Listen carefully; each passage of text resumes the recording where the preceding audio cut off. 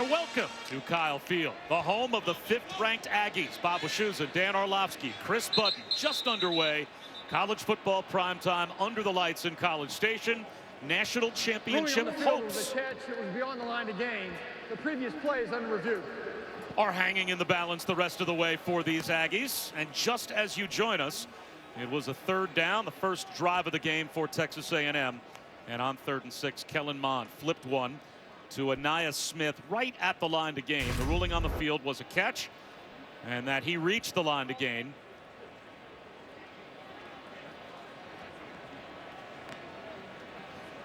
Now his own momentum is bringing him back towards the 35-yard line.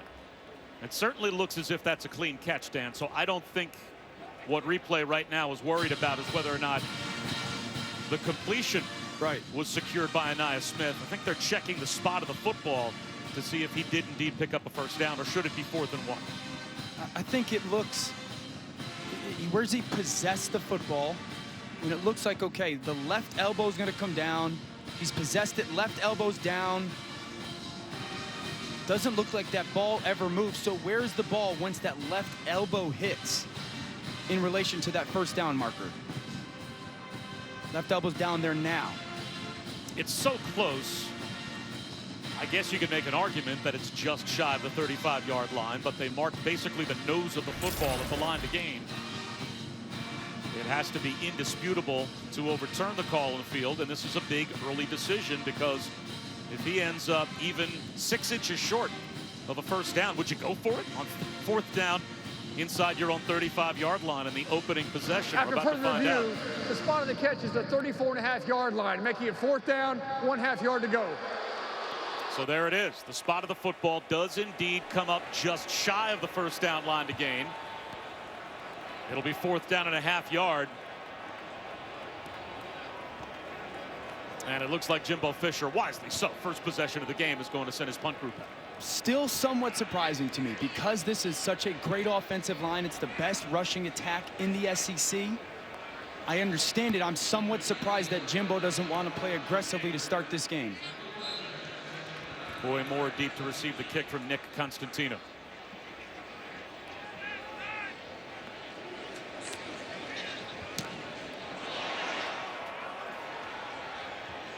And it is a short kick, and it looks like it's going to be terrific field position for LSU. And the freshman quarterback, TJ Finley. The hometown boy made good story. He stays in his hometown state and heads to LSU, despite the fact that he had some of the household names in college football after him, including Alabama and Auburn. 2-1 as a starter so far. The #1 rated high school quarterback in the state of Louisiana. And he is everything you want in terms of the measurables. We saw him in his first start this season against South Carolina. Premier talent. Terrific that night. Yeah, premier talent. He was great in his first start against South Carolina. Hiccup his second week and really settled in last week against Arkansas. Just a great talent with the arm. Ty Davis-Price lines up behind Finley in the pistol. Good field position for LSU at their own 35-yard line. And Davis-Price finds 2.5, maybe 3 yards up the middle. Brought down by Tyree Johnson. And Tyree Johnson, part of a defensive line that has been really good this year for the Aggies. I think one of the things that they do so well is they play with great leverage. They know where their help is when it comes to the second level. They put the ball or fit the ball back where it needs to be in their run game. Everyone plays really disciplined. It's a very, very good unit. 4-man rush. Finley wide open. Ray Jenkins, first down and more. He's past midfield into Aggies territory. Good job by Finley. Watch him get the ball out so quickly to Jenkins. It's a long throw to the field. Jenkins doing a really good job of catching, then turn up the sideline. Don't run into defenders. That's a great, easy, quick completion for this offense. Play action. Finley scanning the field. He's going to take a deep shot and put this one up against the sideline and out of bounds. Keyshawn Boutte, the intended receiver. Now, last week, watching the game against Arkansas, A lot of 3-man rush, 8-man drops for Arkansas. We were talking about it before we came on the air, and a lot of disciplined underneath taking what was there for JT Finley. Yeah, TJ Finley. Yeah, I think the great word is discipline, right? Just get the ball out of your hands and execute exactly what's asked of you. Operate your offense, and he did that well. And then when the play needed to get made, he made it. 2 yards for Davis Price, brings up 3rd down. And this is where, you know, tonight especially, playing this Texas A&M defense, their whole package is, I want to get you to 3rd down, because then Mike Elko, their defensive coordinator, is going to give you all these different pressure looks. And at the end of the day, they're just trying to get one-on-one pass rushes for one of these defensive linemen. Look at all these guys up at the line of scrimmage. They're really trying to show you everybody's going to pressure. We just need one-on-one and one of those guys to win against this offensive line. Finley sees pressure. Yeah, Finley sees pressure coming from his left. Now it's coming. It's a 5-man rush off his back foot. He beats the pressure, but not getting to the 1st down line to gain was Coy Moore. He left his feet. It'll be 4th down and 2, and hustling up to the football, set to go for it on 4th down. Finley getting his group ready.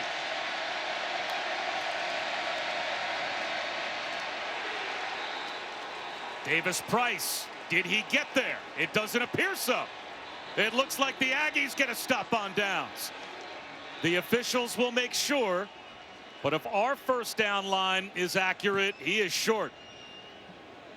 This is a big time play by Leal. Watch right at the middle of your screen. Shut off your blocker. Meet Davis Price in the middle of that hole.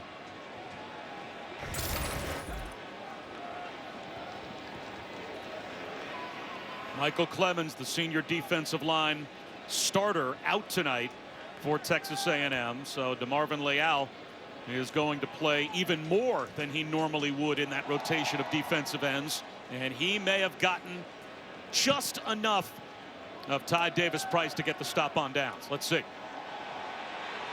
It is a stop for Texas A&M. The sophomore gets the football back for his offense, and Coach O needs his group to be ready on defense. CC on ESPN. Bob Wischusen, Dan Orlovsky, Chris Budden. No score early on between LSU and Texas A&M. And Chris, how about the rust factor for A&M? Yeah, the Aggies had to postpone their last 2 games pretty much primarily because of contact tracing, but A&M tried to get creative for those players that were in isolation during the 14 days. They created these outdoor pods so that they could get a workout, lift some weight, so that when they came back this week, they would be well conditioned. The players that I talked to this week said Monday's practice the most intense practice they've had all season. A miss for Weidermeyer from Kellen Mond, and we talked, Dan, to Jimbo Fisher about the fact that his team, all of a sudden, it's 2020. So in the middle of your season, to go 3 weeks without a game, there have been stranger curveballs that have been thrown to teams so far this year. But he said he had to change the way they practice. Good on good for 4 days in a row just to try and get these guys game ready. Yeah, they did a lot of intense practices to keep everybody as sharp as they could, try to simulate as many game type of environments as they were able to, and that's all that you can ask out of your head coach for your players. A keeper for Mond. He's got a crease. Kellen Mond to the 40-yard line of LSU. Flag thrown.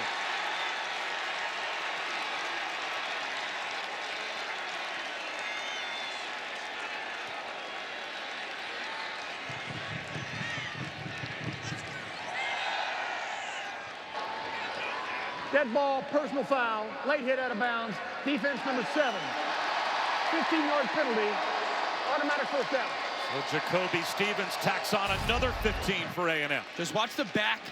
The linebacker follow that tailback. It allows the offensive line to get up. No one there left for Kellen Mond.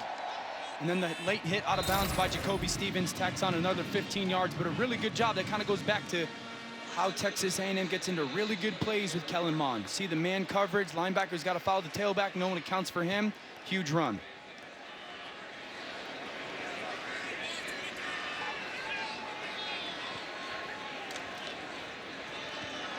Spiller for a yard. All right, Texas A&M in the first college football playoff rankings release, their highest ranking since being number 4 in the first release all the way back in 2016. So Jimbo Fisher has them positioned to possibly make the college football playoff. What has to happen to make it so? Well, they need to control everything that they can, meaning their next 3 games, they have to win them convincingly. They got to prove to the country we are one of those 4 best teams. They certainly need some help, but it starts tonight. Listen, this is national television. This same team, LSU, plays Alabama next week. And so you want to make sure that you come out and show everybody you are convincingly one of those 4 best teams. Bond throws it into dangerous territory. And Nia Smith, the intended receiver. Cordell Flott jumped the route. A flag down as well. Pass interference, defense number 25. The penalty will place the ball at the spot of the foul and includes an automatic first down.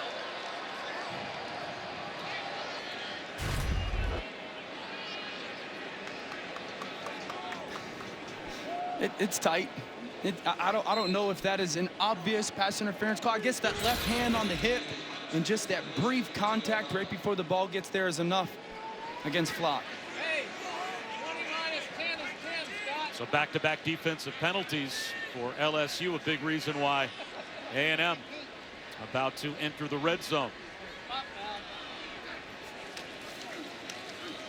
Spiller cuts, but they're going to say his knee was down behind the line of scrimmage. He thought he was still live, but it's going to be a loss of 4. Just watch Spiller's left knee as he's going to make that cut, slip. That looks like it goes down there. Certainly close enough that you would think an official would think he was down. Now it's 2nd down and 14. And this is where really having a Kellen Mond at quarterback becomes huge, because 2nd and 14, you're so focused on getting some yardage back to get into a better 3rd down. He can get you into a really good play, not necessarily out of a bad one, get you into an ideal play. Weidermeyer has it knocked away by Jacoby Stevens. Now it will be 3rd down and 14. With the way this season has gone for this LSU defense, there isn't a Bayou Bengal fan out there that doesn't think they're going to give up yards between the 20s.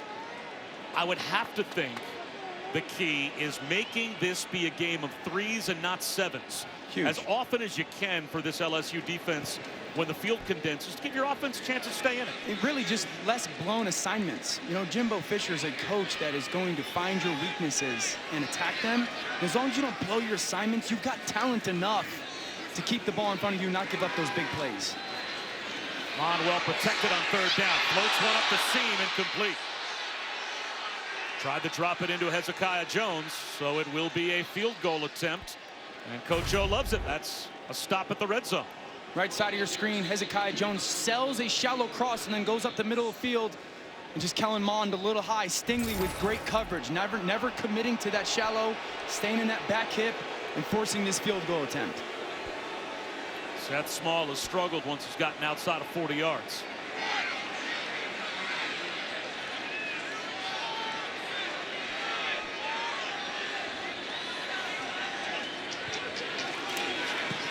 From 42. He's got it. The Aggies strike first. It's 3-0 Texas A&M. Good job going down the field. Having the opportunity to get that kickoff. Slip, doesn't matter. Ball gets through those uprights at home. Aggies up, 3-0. ESPN College Football is presented by PlayStation 5. Play has no limits. And in part by Allstate. You've never been in better hands. Believe it or not, in 1919, Texas A&M went 10-0 in the middle of the Spanish flu pandemic.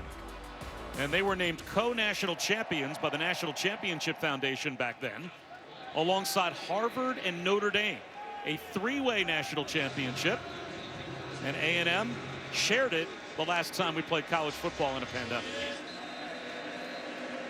You're looking at me as if you're surprised that I am dropping these kind of nuggets. Yeah, that's a lot of knowledge and nuggets tied into one. That's the kind of information really surprised that you wouldn't think I would bring. All right, the path to the playoff for Texas A&M. This is probably the most likely way that they could get there. Now, there are a variety of other ways that Texas A&M could find themselves in the top 4, but if they win out, and that Ole Miss game, we are thinking that that one is going to get rescheduled at all costs because it could be extremely important. And if Notre Dame beats Clemson and Alabama beats Florida in the championship game of those respective conferences, and Ohio State does play their final 2 games and they also win their championship game, then Texas A&M could very well be the 4th team among that group.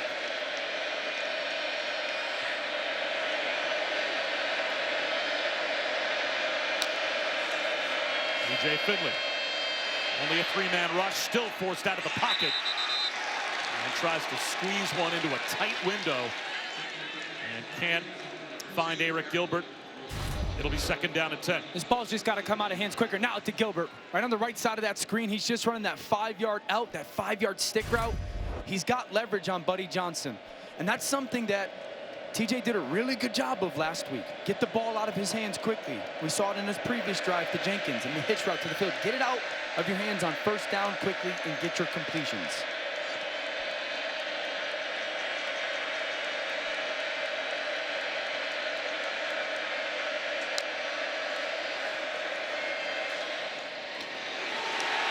Pass incomplete, juggled and dropped by Davis Price. Again, an unaccounted for blitzer off the edge forced TJ Finley to hurry the throw. But that's the right throw. That's the right throw, because you can see his talking right now with his center, Liam Shanahan, going, why did you guys not get that pressure, man? He's a hot route.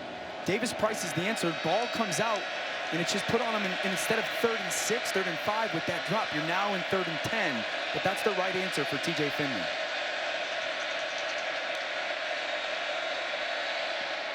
Screen, Butte, nowhere to go. Grabbed around the ankles and dropped after maybe a gain of a couple of yards by Leal. So it will be 4th down. That's the 2nd awesome play in this 1st quarter by Leal. Such a good job of recognizing 1 step to the quarterback. Screen is coming. Let me retrace back down the line of scrimmage. You get off the field again. But that goes back to the 1st down, really the miss by TJ Finley in his read, and then that 2nd down drop by Davis Price. That is Aniyah Smith, by the way, in case you're unfamiliar with Texas A&M. High snap, pulled down, and trying to get away from the rush, and really doing an amazing job to somehow get his foot on the football and get it not only past the line of scrimmage, but at least rolling into A&M territory. Zach Von Rosenberg, talk about composure from your punter to save a disastrous play. What a big-time play by the lefty. A friendly roll. A&M with the ball when we come back.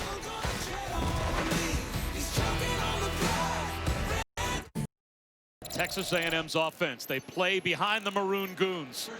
And Dan Orlovsky, have they been efficient this year? I mean, the stats speak for themselves. No sacks in the last 5 games. They obviously don't hurt their offense, giving up a ton of tackles for loss, and that's why they've been so good on 3rd down, because they're not 3rd and 8 and 3rd and 9 often. 3rd and 2, 3rd and 3. It starts with their center. Ryan McCollum, as smart as they have in college football, seeing the different levels in the run game.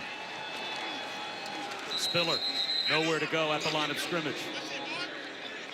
For all of the youth that A&M has at the skill position spots, they've got a senior at quarterback in Kellen Mond. And if you look at Kenyon Green, the left guard, he's a sophomore. The other 4 starters are all seniors. So you've got 4 seniors blocking for a senior quarterback. That has to be some kind of security blanket for all the freshmen and sophomores you're giving the football to. And you ask Jimbo Fisher, like, what kind of freedom does that give you? And he said it just completely opens up our playbook. There's not a call that you don't feel comfortable, that they haven't seen a look, they don't know an adjustment, what's the right angle to go to. It just gives him great comfort in his play calling. They go empty here. And Mond's ball is tipped and falls incomplete. Hezekiah Jones, again the intended receiver, and Derek Stingley. He makes this LSU secondary and this defense as a whole much different when he's available and he's out there. Stingley's the best corner in college football. Just a phenomenal athlete. Rangy at 6'1", 195. Phenomenal ball skills to go with the athleticism as well. Like, plays with the proper technique, great ball skills. This is the 3rd or 4th time this game they've thrown at him. I would not do it often if I was Texas A&M. 3rd down and 10, play clock at 4. LSU brings a 4-man rush. Mond, well protected. Nothing open downfield. Finally throws one over the middle and trying to get it through a tight window to Weidermeyer, and it's knocked away again. Jabril Cox sagging back in coverage, gets a pass defensed. Great job in man coverage by LSU. Everyone running with their guy. Eyes on your guy. Great job of the rush. Ojulari stays outside. Kellen Mond, really a dangerous decision to throw that ball back to the right sideline. We talked about this LSU defense, and if they just don't give up the blown assignment big play, they're talented enough to hang with a lot of offenses, and so far to start this game, they're doing just that. Constantino forcing a fair catch from Coy Moore. Well, LSU announced this week it expects an independent review of the university's handling of sexual and domestic assault allegations made against former football players to be completed by February. The investigation stems from a report published by USA Today last week alleging that officials ignored assault allegations made to police against at least 9 former football players dating back to 2016. Interim President Thomas Galligan and the AD Scott Woodward published a letter to the LSU community this week saying the results of the investigation would not only be made public, but the school will take appropriate action based on the investigation's findings. We would certainly hope that would be the case. Here's John Emery up the middle for 3 yards. Buddy Johnson in on the stop for Texas A&M. Right now, Texas A&M looks like a football team that hasn't played in 3 weeks. You know, they're not efficient on first down, a lot of 3rd and longs. Finley plays with tempo. A little wide receiver screen to Butte, but he's got nowhere to go. And now it will be 3rd down and 6. Maybe they'll give him a yard, make it 3rd down and 5. I think this 3rd down, if I'm Steve Ensminger for LSU, I want to put Eric Gilbert on one side of the field, and I want to put Terrace Marshall on the other side of the field. Right now, they've got him in this bunch up here. Find out the information. What coverage you need? What matchup do I love the most? Marshall hasn't even been targeted yet. 4-man rush. Still they get a free runner. How about Finley? Stepping aside, he does dump it over the middle, but Marshall is brought down by Keldrick Carper. At least a couple of yards shot of a 1st down. That's a true freshman, though, showing a lot of poise in the pocket. Outstanding, but the confusion by the offensive line allows that free rusher. Great job by Finley swiping that ball, hanging onto it, and just getting out of his hands to Marshall on that shallow cross. But here's the thing, right now, A&M's got a beat on that LSU offensive line. That's the 3rd time they've got a free rusher going towards the quarterback. So there needs to have a conversation on the sideline. What are we doing with our protection? How are we going to shore it up to make sure we can at least get our play started offensively? Anaya Smith goes from 0 to 19 as the punt returner. He is back deep. He's going to let this one hop and field it on a bounce. And pick up a couple of yards on the return. Well, Tuesday, 7 Eastern, ESPN and the ESPN app will have the next exclusive reveal of the college football playoff top 25 rankings. Reese and the guys will break it down from top to bottom. They'll have coach reactions, a live interview with committee chairman Gary Barta as well. And how fragile, Dan, can these playoff hopes be? Kicking team, it looks like we've got a flag down. The 5-yard penalty will be enforced from the dead ball spot. 1st down. An illegal formation penalty called against LSU will give a free extra 5 yards. Number 19 is now back to wearing number 0. Ask Northwestern, after they get what looked like a program-defining win last week to get into the top 10 against Wisconsin, and today to lose to Michigan State, a team that has really struggled this season. You know, those hopes can be dashed very quickly. I say this every year with college football. These are 18 to 22-year-olds, and it's really difficult. They can't have an off day. To get into the college football playoff, you can't have an off day. Now adding on what 2020 and COVID has thrown at these young student athletes, it's a ton on their shoulders. Spiller up the middle for 3.5. Well, the selection show presented by AT&T will come your way on December 20th. That will be the final reveal, and then the Rose Bowl and All-State Sugar Bowl this year are the college football playoff semifinals on New Year's Day. And January 11th, we'll have the National Championship game presented by AT&T as well. Will Texas A&M be there? They have to figure out a way to get by LSU first. Mond 2nd and 6. Wide open. It's Smith. Such versatility. Take Anaya Smith, move him all over the field, and they find him for a first down here. Just a really good job by Smith. I think he's probably the most important person on their offense outside of Kellen Mond, because they'll play him as a tailback and hand it to him. They'll play him in the backfield as a lead blocker. They'll put him as a tight end spot in run game, and then they'll put him as a slot receiver and throw him the football. I mean, that's 4 really positions in one, and it just creates such a stress on the defense of how you're going to match up with your personnel. There he goes in motion. Mond off play action, looking downfield.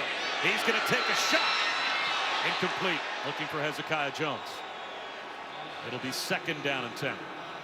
It's a great call and a great play fake by Kellen Mond. Watch how long he rides this fake. Hold it, hold it, hold it. Get that safety to bite up, and then take your shot downfield to Hezekiah Jones.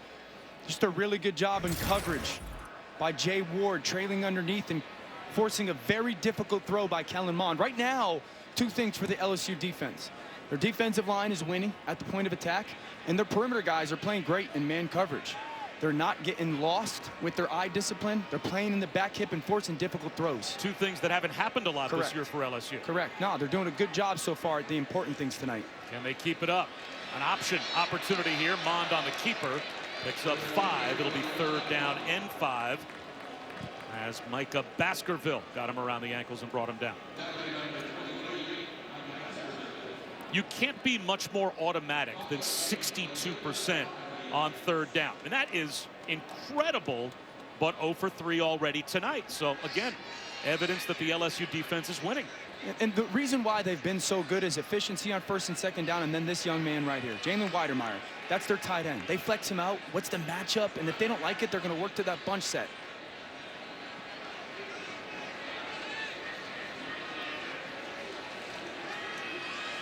Mond looking Weidermeyer's way. Incomplete.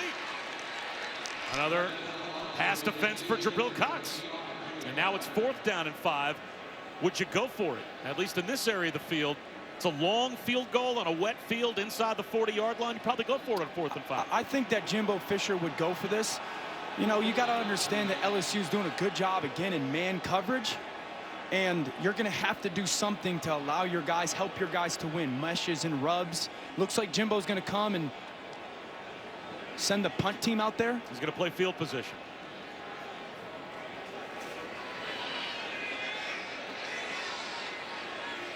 And Texas A&M, their punt group, a little late getting on the field. As the play clock goes all the way down to 0s. You don't mind that 5, though. You don't mind the delay of game here.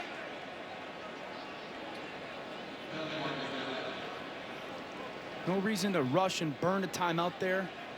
Take Might your give 5-yard. Constantino a little more room anyway. That's totally fine.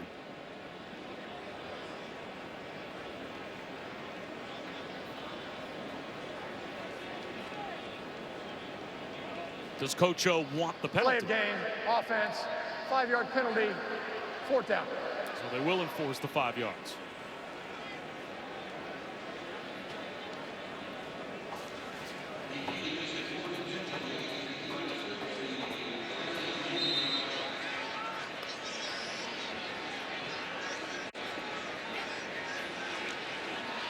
Constantino will try and angle one. Does it perfectly, down to the 1-yard line. Well, that certainly makes the decision to punt and not go for it on 4th down and 5 stand up. That's why Jimbo's down there making those calls. What a punt. I mean, that ball lands at the 1, spins back like a 60-degree wedge. Or a Dan Orlovsky driver. That's messed up. How'd you get backspin on your driver? Well, it's... You know what that looks like? That looks like one of those Dude Perfect trick shots. Dude Perfect, I believe, are a bunch of Texas A&M alumni or graduates or fans. My kids love Dude Perfect. That's what it looks like. One of those crazy shots where the ball goes up in the air, comes down, and spins back. And now Max Johnson in for TJ Finley at quarterback. A little zone read here. And Davis Price pushes the ball for a couple of yards. I only made fun of your airmail driver because I knew Matt Barry was listening in. We're going to bring him in now. Matt? Yeah, big game, Bob. You beat me to it. I had the Orlovsky thing all teed up for our AT&T 5G studio update. JT Daniels getting his second start for the Dogs. They score right away. Trey McKitty, 7-0. Georgia over South Carolina. It's like an Orlovsky hybrid. Max Johnson at the goal line. You hit hybrid as far as you hit driver, Ben. Quarterback run. And he's got about 1.5 yards to 2 yards. So it now will bring up 3rd down and 6 for LSU at their own 7-yard line. So now the plan might be different for Max Johnson than it is for TJ Finley, especially in situational football. These 3rd and 6s. You got to get your protection right. And then where's Gilbert? Where's Marshall? How can I get the ball out of my hands in a matchup that I love? Marshall in the slot up top.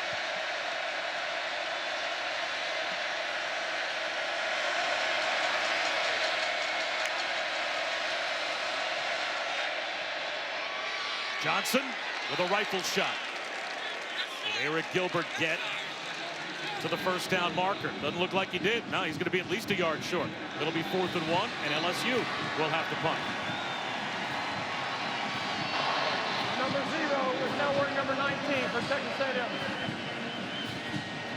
And now everyone often in these situations at home, they go, how can you run a 5-yard route on a 3rd and 6? You need to understand that there's timing, there's depth to every route, and the ball is timed up with the quarterback drop and getting it out of his hands.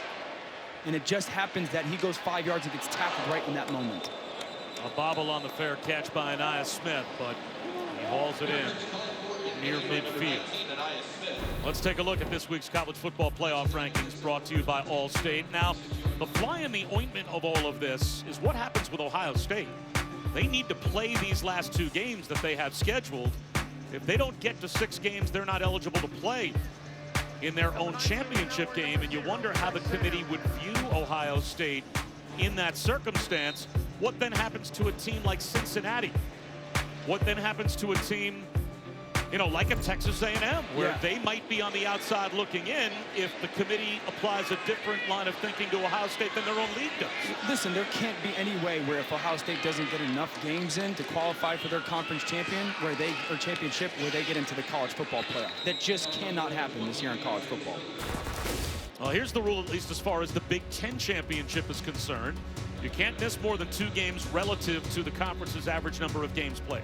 So given that, Ohio State's 2 cancellations already this season, they have to play Michigan State and Michigan to be eligible to play in the Big Ten championship game. Now, if they play Michigan State and Michigan, win the Big Ten championship, and they're undefeated having played 7 games, not just 4. That's enough for me. You think they're in? Yeah. No doubt about it. But if they don't get both of those or one of those 2. Spiller in the secondary. Isaiah Spiller looking for the pylon with a stiff arm. Is he in? Touchdown.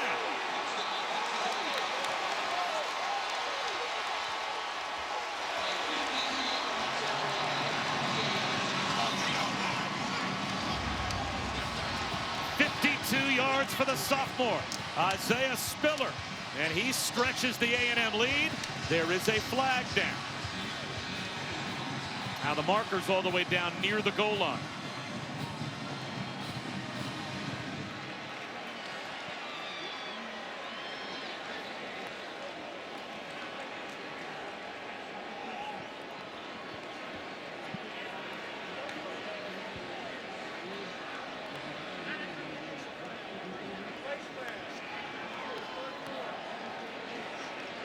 The resulting play is a touchdown.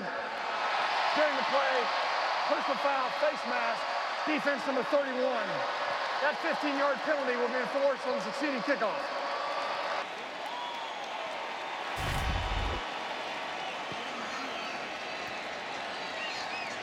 So Cameron Lewis for LSU called for the face mask right there. And that wasn't even enough to keep Isaiah Spiller out of the end zone.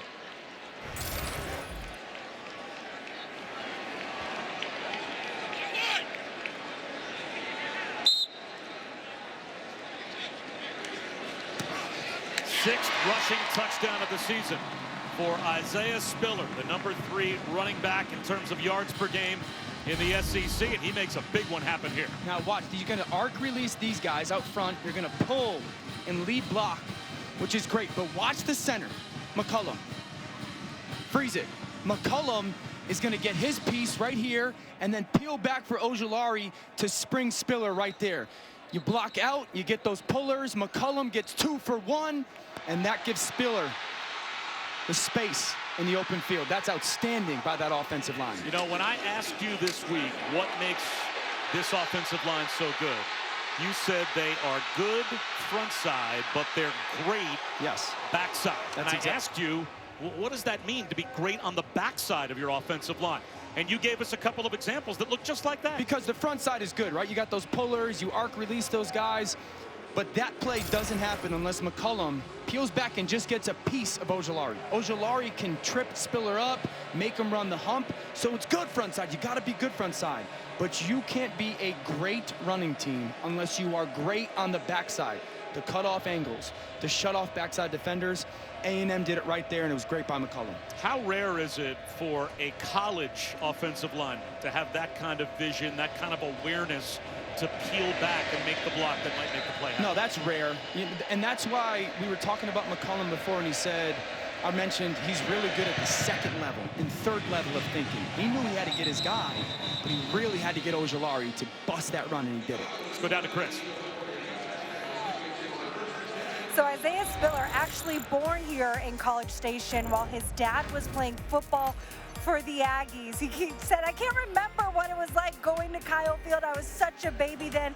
If you thought that that would mean that he would automatically go to Texas A&M since it was in his family, not so fast. He actually committed to Oklahoma first, and then when Jimbo Fisher came to A&M, he said, that's the place for me. Born to be an Aggie.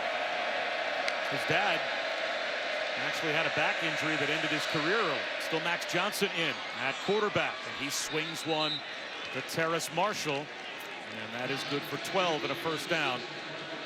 Gain of 13, actually, and that should take us to the end of the first quarter.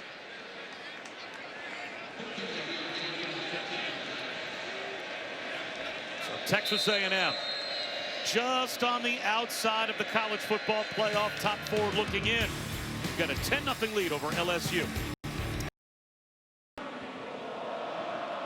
Welcome back. Max Johnson in a quarterback for LSU. I've been watching TJ Finley on the sidelines. He hasn't received any treatment. He has his helmet and has been involved in all the conversations and huddles. I was watching him, though, and the coaches have always said that he's a fiery guy. He'll go up and headbutt his teammates. He has not seemed that way today when I'm watching him. He's quiet. All the guys are having to talk to him. So unsure right now why they're making quarterback change. I was told when the decision was made when Miles Brennan was injured, it was a toss-up as to who would start, and TJ barely edged him out. And we did that game against South Carolina. That was 4 games ago for LSU, and TJ Finley was terrific in a 52-24 win. Now it's Max Johnson, though, quarterback run here. And he picks up a yard.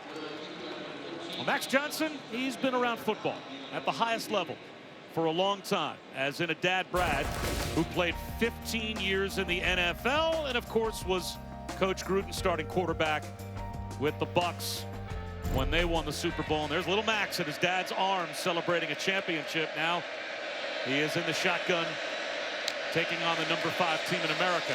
And it's quarterback run again. And he is met again by a tackle machine. And Buddy Johnson, who has led this defense in tackles 5 of their 6 games this year. What an awesome job, Buddy Johnson. Watch the patience by number 1. Patience, read the pulling guard, beat him inside, and then get to the quarterback. Buddy Johnson's a guy that I kind of reference. He almost plays linebacker like an offensive skill player. He's outstanding in space, knows when to dip underneath, play with leverage. Very good player at this level as an SEC linebacker. You see this pressure package again. All these bodies up at the line of scrimmage. Max Johnson looking to the sideline. Okay, which guy's going to come? And it's really the offensive line figuring out who they have to give him a chance to get the ball out of his hands. Play clock goes to 0. By the time he's diagnosing all of the different possibilities, a timeout has to be called. Timeout of the half. Coach O not happy. Of course, his father, Brad, a 15-year NFL player. His mom, an athlete as well, South Florida volleyball player. And Uncle Mark, you may have heard of him, coached Miami and Georgia. Brad Johnson basically said he's been coaching Max since he was in the womb. I mean, he has been preparing him to be a quarterback. And he was the #6 pocket passing quarterback in high school football last year, according to our ESPN recruiting guys. And here he is facing 3rd down and 9, early second quarter. Texas A&M rushes 4. And he misses a wide open John Emery in the right flat. It'll be a punt for LSU. It's really a blown defense by Texas A&M. Carper comes off Johnson's right side. He should be covering Emery.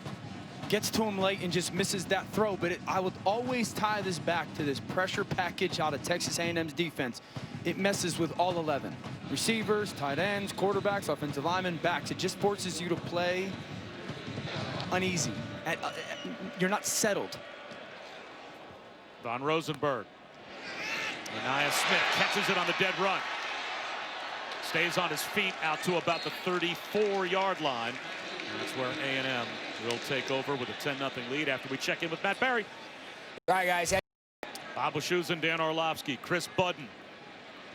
LSU, Texas A&M 2 years ago was one of the most memorable games in the history of college football. The 7 overtime insanity between these two teams. Last year, a lopsided win for LSU. A&M looking for payback tonight, and they are #5 in the college football playoff rankings. So you have to believe Jimbo Fisher knows style points might matter in these last 4 games for his Aggies. Spiller turns the corner again to the 36-yard line of LSU before Flock finally throws him down. Watch Anaya Smith from the left side of the screen pop. He clips the safety. A great block by Weidermeyer, and then Isaiah Spiller showing that vision, that speed out into the open field. Really good job. Again, the angles of this offensive line. Weidermeyer goes where he thinks that backer's going to be.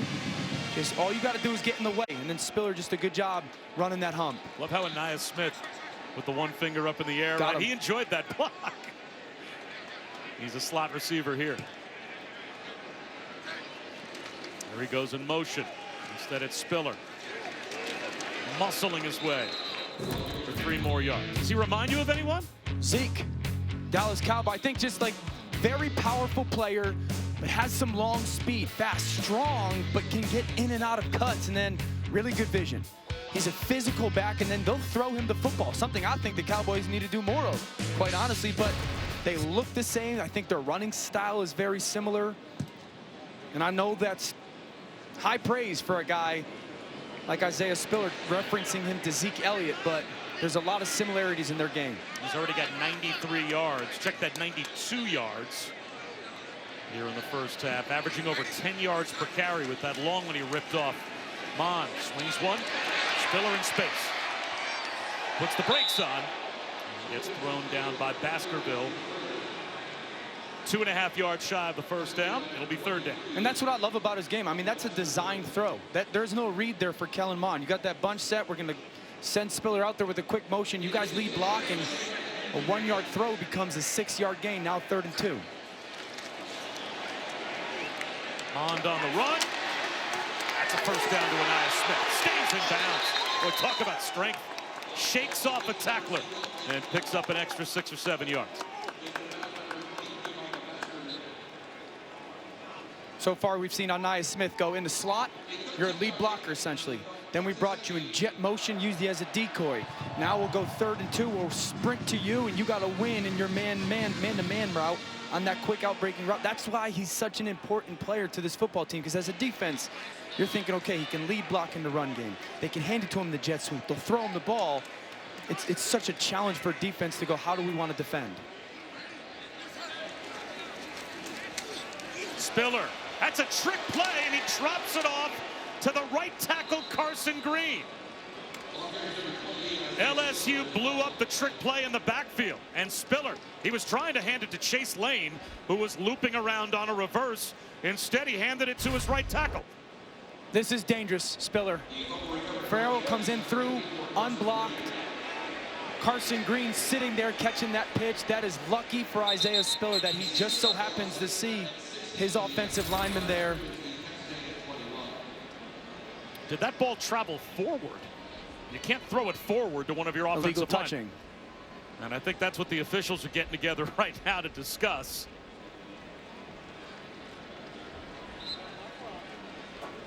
Don't take the completion from the big man. And that's what they're going to let it stand. It's a 6-yard loss.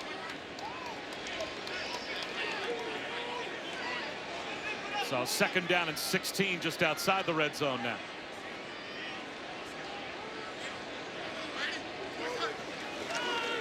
Mons, pressure coming off the edge. He just floats one inside the 5-yard line for Weidermeyer, and it's knocked away. And again, it's Jabril Cox there, hand checking Weidermeyer. It's a good job by Mon getting his ball off. It looks to me like Cox rips at Weidermeyer's jersey right here. That left shoulder pulls him down. If you're going to throw that flag for that first one on Cordell Flott, I don't know how you don't throw that flag there if you're an official. You don't think Weidermeyer was grabbing as much as Jabril Cox was? I think Cox grabbed that with his left arm, that right shoulder, and tugs. And I think that should be a PI. Well, you're a bitter old quarterback, so there's only so many times you're not going to side with pass interference. Mont over the middle. There's Weidermeyer muscling his way to the 5-yard line. Eli Ricks, the freshman, made the stop. Is it good enough for a first down? It looks like it is. Look at his eyes. Watch Mon. He's going to stare to your left, his right. Move that linebacker, come back, one hitch. He knows Weidermeyer is going to be right there in that soft spot in the zone. Big physical body falls forward. That's a great job by Kellen Mond moving that linebacker with his eyes. Going on the field was a catch and a first down. Previous play is under review for the spot. They'll step aside while they review whether or not Weidermeyer picked up the first down.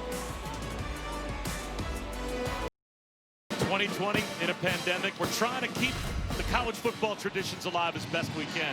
They still had the midnight yell last night.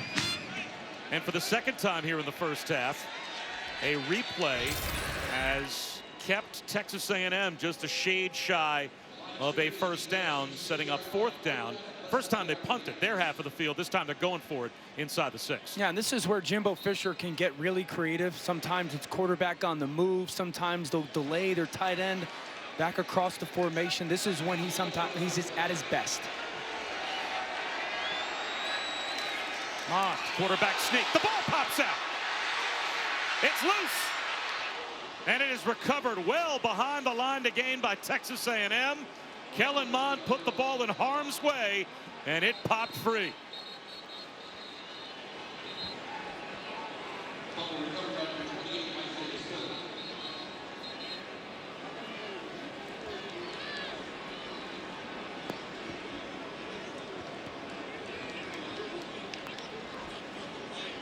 You certainly see this play sometimes run at the goal line when you're trying to score a touchdown. And the reason, all you have to do is break the plane. But to do this where the ball is still live, once you put it out over the line of scrimmage, seems like a very risky decision for Texas A&M, and Dan, it certainly played out that way. That's why I'm so surprised Kellen Mond does this. Watch Clark, 18 from the right, punch that ball out. Like you mentioned, Bob, if you're down on the goal line, all you have to do is break that plane, and then it's a good score. There, that ball is still in possession. That is a fumble by Kellen Mond. A great play by Damon Clark, realizing that ball might get stretched out, punch it out, and a huge stop for this LSU defense. And now a quarterback change again. It's back to TJ Finley for LSU at QB.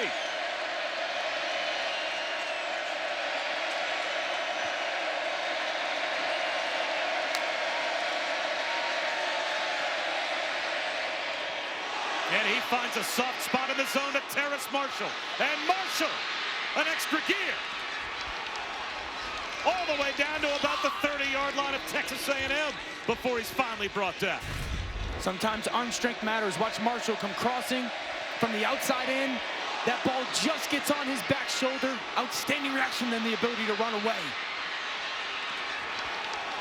TJ Finley hangs. TJ Finley. Yeah, pump fake, but that's why sometimes that arm strength will stand out. He's a little late, but the ball gets there on time just before that backer breaks it up. Play action here. He's going to lob one for the end zone. Hauling it in is Boutte. Is he in? Yes! That's an LSU touchdown.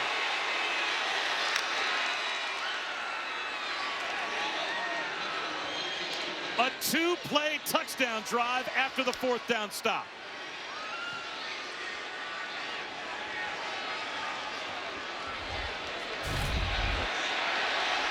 That's the right foot get down. Is the right foot clip inside that pylon? His body's inside of it. What's the security of that catch? Gosh, that looks good. What outstanding body control by Boutte. The ruling on the field was a catch for a touchdown. The previous play is under review. That's true freshman to true freshman. That is outstanding. Just the ability to turn and adjust on that football. Become fully extended. Get that right foot down. Look it. Reach. Ooh. Well, Matt Austin, a longtime SEC referee. By the way, the last game Matt Austin worked was the 7 overtime game between these two teams a couple of years ago. That's some way to say goodbye, Matt. What do you think about this Boutte touchdown catch? Well, from the last view, you got to make sure that he's not bobbling the ball at all. It looks like he may have lost it a little bit as he pulls it in. So that's one. Two, you got to make sure you get your feet inside the pylon. Now, there's another rule at play here. Technically, you are supposed to touch down in the end zone. His one foot is short. His second foot touches out of bounds in the end zone, but they both went inside the pylon. So, and the ball also, I believe, is inside the pylon. So if he maintained possession, this is a touchdown. It certainly looks like he maintains possession all the way through the process of hitting the ground. And there's one moment where the ball does, just for a split second, appear to maybe not be completely in his possession, but is that only because we're looking at this in super slow motion? If you play this full speed, like, to me that looks like a catch. And I don't know if he ever... Here's the call. Going back to the book. Let's see. After further review, the pass has been ruled incomplete. That's on the LSU ball, 2nd and 10 at the 31-yard line. The ball will be placed on the right hash. Clock will start when the ball is legally snapped. That's a tough touchdown for LSU to lose. That was a terrific would-be catch by Boutte, but it's taken away by replay. Just that little movement probably did it in, right? Just that little bit.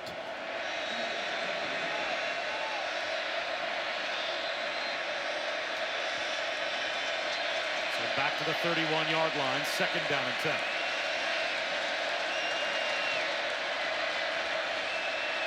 I like this by Finley, communicating to everybody, both sides of your offensive line in a loud environment. Pressure off the edge. Finley, tipped ball on the count. Is it intercepted? Jalen Jones, did he get his arms underneath it? Intended for Eric Gilbert, and it is ruled a pick. One play after the touchdown pass is taken away from LSU. It's a run-pass option. Finley gets pressure off his left. He's thinking one thing.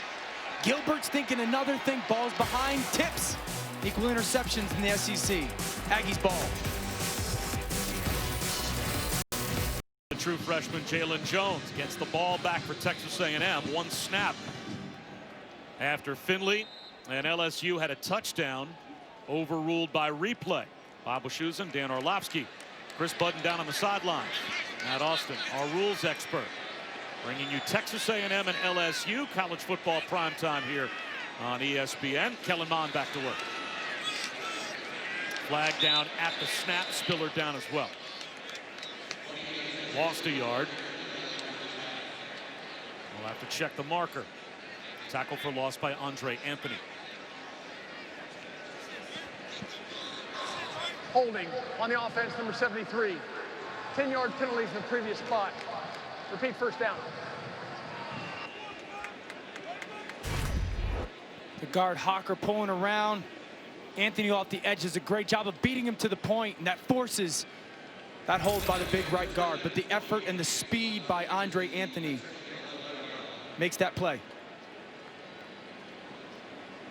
This LSU defensive line has really played well tonight. They're playing violent, they're playing fast. They've given up that one big run. Other than that, they've done a good job of containing this run game and creating some pressure on Kellen Mond.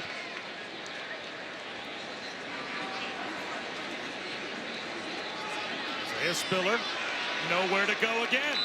It'll be second down and 21. Baskerville gets the stop. Well, tying pressure. Hansford's going to come off the edge, and that safety's going to drop down. Now Gilbert's running a stick route. Finley thinks he's just going to sit right there. Pressure in his face. He's got to make the decision before he's ready to. Safety gets his hand on it. Picked off by Jalen Jones. But just tying in that pressure with the safety dropping down over the top of Gilbert, that little bit of confusion by those two young players. That's Mike Elko, right, in this scheme. Yep. Who's coming and where are they coming from? Exactly, and tying it together. It's got to be timed up at the right time. A&M did it great. Mond lobs one down the sideline. Trying to haul it in, Hezekiah Jones. And it's incomplete. Stingley was there in coverage. But look at Stingley playing underneath. Hezekiah Jones does an outstanding job of getting that left hand on the ball. But he's playing man coverage in that trail underneath technique that forces what? Kellen Mond to have to make a perfect throw. Close, but an incompletion nonetheless. He's the latest great one at DBU. First team All-American last season as a freshman, and a preseason first team All-American this season. And boy, are they happy to have him back after he had a weird sprained ankle stepping on the down and distance marker against Missouri and was lost for a time. I'll hand it off here to Spiller, and he's going nowhere as well. Let's check in with Matt. All right, guys, checking into the game over on ABC. Former South Carolina quarterback Jake Bentley transferred to Utah. He's going to take it himself, and right now Utah up over Washington 7-0. All right, Matt, what a great job by this defense for LSU. They have a chance to change field position. Yeah, they've had a really good first half minus that one play. And I think it's been their defensive line and their man coverage. When they play that man coverage, that underneath trail technique, it's so difficult for quarterbacks to feel comfortable throwing the ball to that receiver because the body's in between him and that receiver, and they're doing a good job of it tonight. LSU will begin in plus territory when we come back. And the ESPN app. TJ Finley and Max Johnson have alternated possessions here in the first half, but now it is Finley going back out there to begin this drive at the A&M 45-yard line. They'll hand it to Davis Price, and Davis Price will lose a yard. Aaron Hansford comes through to make the stop. That penetration for that Texas A&M defensive line really blows that play up in the backfield, and then Hansford just fires and then open gap. I think they got to figure out ways to get Gilbert and Marshall the ball. Doesn't always have to be downfield, but get it in their hands. Every time Terrence Marshall's touched it, good things have happened tonight.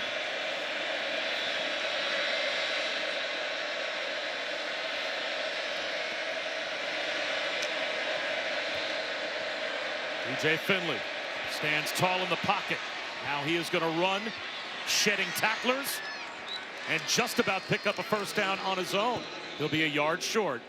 And it looks like we've got a couple of players for A&M slow to get up. Miles Jones, one of those, the corner. You could see him sitting on the sideline.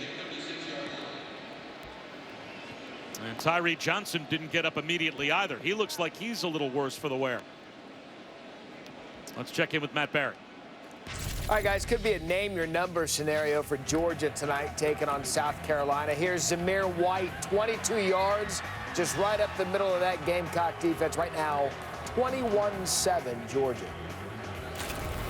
Will Muschamp let go by South Carolina. Did you see, we had South Carolina earlier this season. Did you ever see this kind of a season coming for the Gamecocks? No, and I'm surprised, but I love this play by TJ Finley. Hitch, hitch, hitch. At some point, your feet tell you, get out of the pocket. No one's open, and I like that. Again, this is only the young man's 4th start in college football. So listening to his feet in the pocket, really good. I didn't expect that out of South Carolina, no.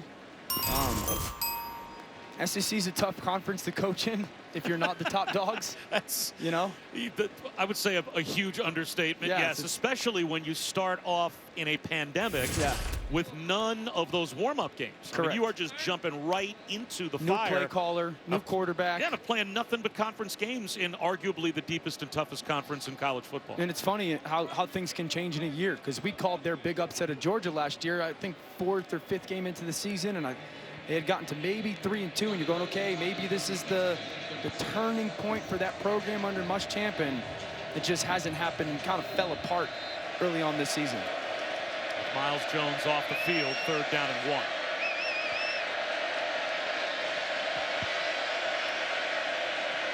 A lot of movement inside now to try and clog the middle for Texas A&M. Right at the heart of the defense, they'll just push the pile, and Davis Price is able to get a fresh set of downs for LSU. Really good job at the line of scrimmage by this LSU offense. You come up, you dummy cadence, you realize Texas A&M pinches their defensive tackles in between those A-gaps, right on top of the center's head, and you go, okay, we'll run outside the guard to get this conversion. Now playing with some tempo.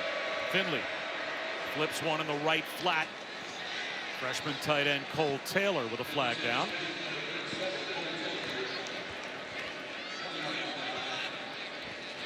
I think they're going to get Eric Young. Personal foul, roughing the passer, defense number 4, contact with the head of the passer. 15-yard penalties, end of the run, automatic 1st down.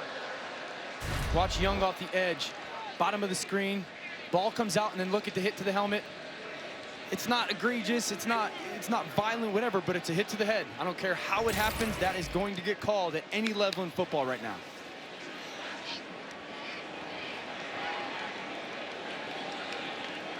And he mushed him in the face, right? He contacts him and then he shoves him in the face or hits him in the face again. So that puts LSU at the 16-yard line with a 1st down.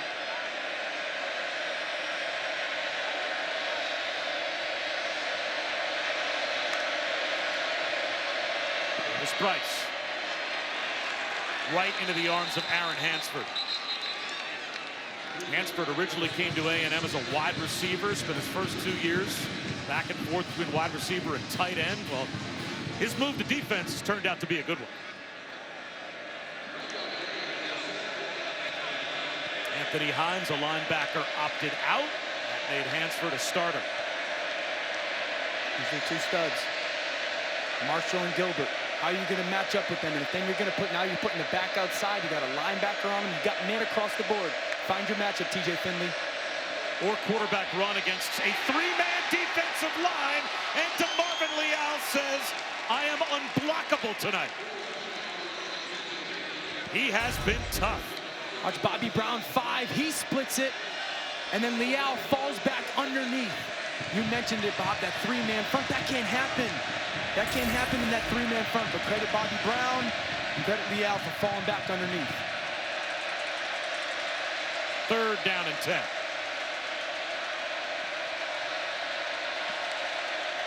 Aggies bring a blitz. Reaching back to try and haul it in was Eric Gilbert, and he couldn't do it. An inaccurate throw by TJ Finley with the pressure coming. It's that same route that there was the interception before, that little stick route. Gilbert, seam in, push up, run away. Gilbert's running away from that linebacker, Andre White. And again, TJ Finley thinks he's going to sit, puts it on the back hip, and it's in the completion. Now, it's probably not a 1st down. He's probably not going to get that 1st down. But that's another example of how the pressure, whether it gets home or not, forces the quarterback to play uncomfortably. Line drive kick from Cade York's no good.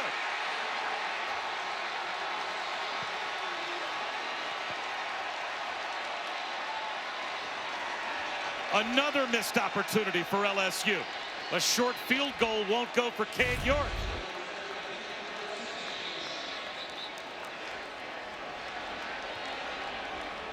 Just a tug left. Trying to see those laces where they are in relation to that kick, because Cade York is a good kicker. The laces are fine. He's perfect so far this season from under 40 yards until that miss. Now there is a rainstorm on a natural grass field that certainly makes the footing a little uneasy, I would say, for special teams on both sides, and we just saw it bite Cade York. So now plenty of time with all 3 timeouts for Kellen Mond. That's a sliding attempt that won't find Anaya Smith. Well, if you're Coach O at halftime, you are really looking at your team going, how many opportunities have we had that we've missed? As you see Smith just trying to make that sliding catch, just goes right through his arms.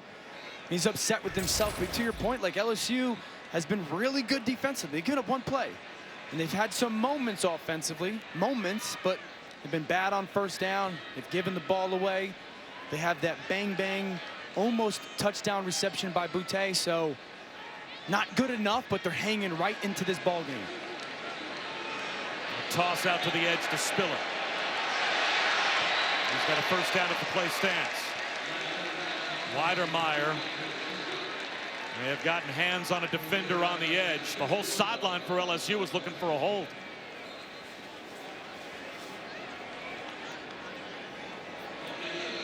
Another example of Isaiah Spiller kind of running that hump. You know, the hump to the edge of the defense, the perimeter, just kind of run that, think of it like a half circle, just trying to get outside of everybody on that defense. Nice block by Weidermeyer, but that speed showed off to get that first down. This is Mond, sees that safety drop down, continuing to change whatever blocking scheme or protection is. He'll run it himself.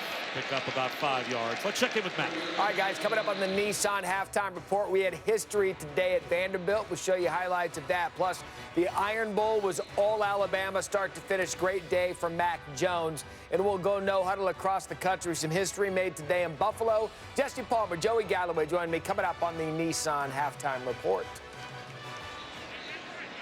Well, Matt, we're about 2.5 minutes away from that halftime report, as LSU is going to try to keep this a 2-score game before halftime. Kellen Mond hands to Spiller, and he continues to work on a 100-yard half. As he is very close to a first down. It'll be about a yard shy. It'll bring up 3rd down and 1. See tempo out of this A&M offense. Get to the line of scrimmage. Spiller. First down and more. There's a flag down.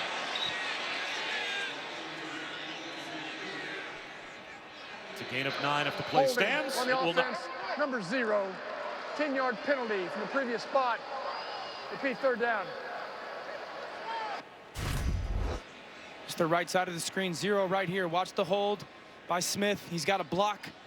Jacoby Stevens. Watch the right arm right there, that tug right there. Jacoby Stevens stretching out to go make that play. And the thing is, Anaya Smith knows it. You saw that hand slap. He's right there.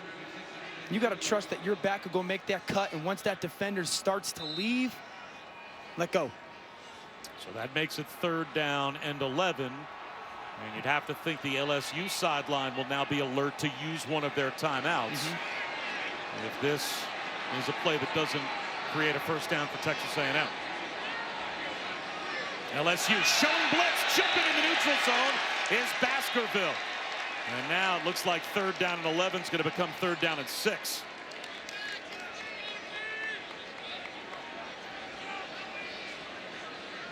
Offside, by contact, defense number 43. 5-yard penalty, remains 3rd down. Baskerville definitely listening to Kellen Mond's voice as he's going through that dummy cadence, and that's all Mond's doing. He's trying to get some information. He's focused on the voice inflection rather than the ball. 3rd and 11 goes to 3rd and 6. The number 1 3rd down team in America, Texas A&M, only 1 for 7 on 3rd down here in the first half. And now a false start's going to hand the 5 yards right back to LSU.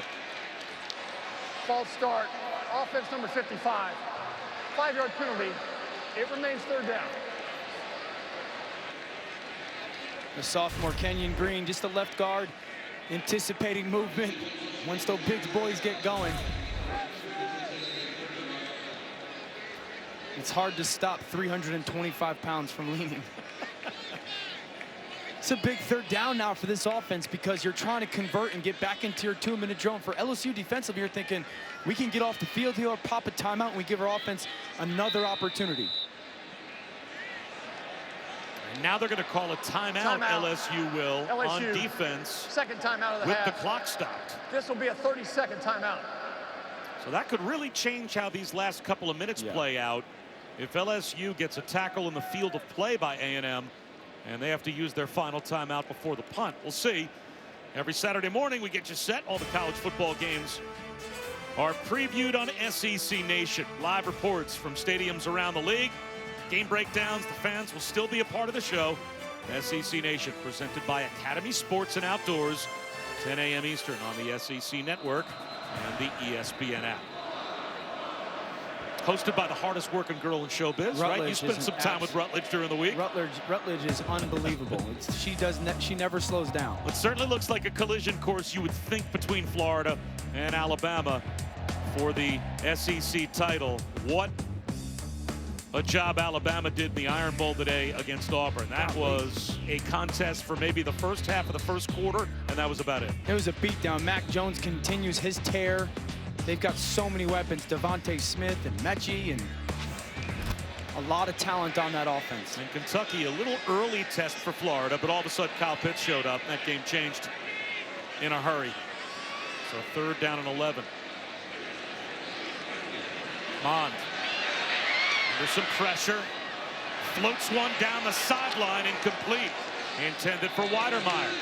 And that allows LSU to hold on to that last timeout with 1:55 to go in the half. Talked about it all game. Left side of your screen, Weidermeyer is going to come, and just look at the leverage.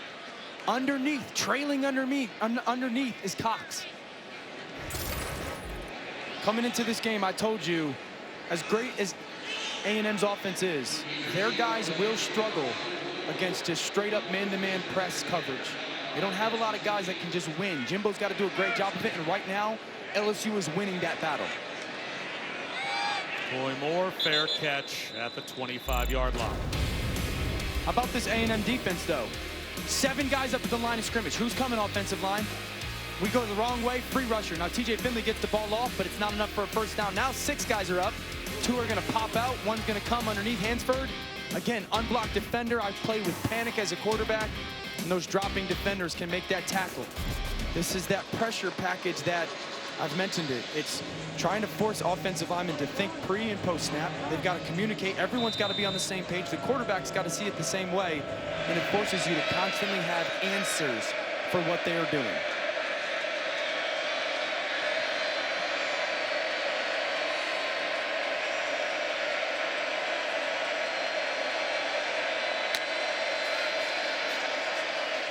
Slant, incomplete. Intended for Boutte. Miles Jones able to shake off the earlier injury. Was there for the coverage.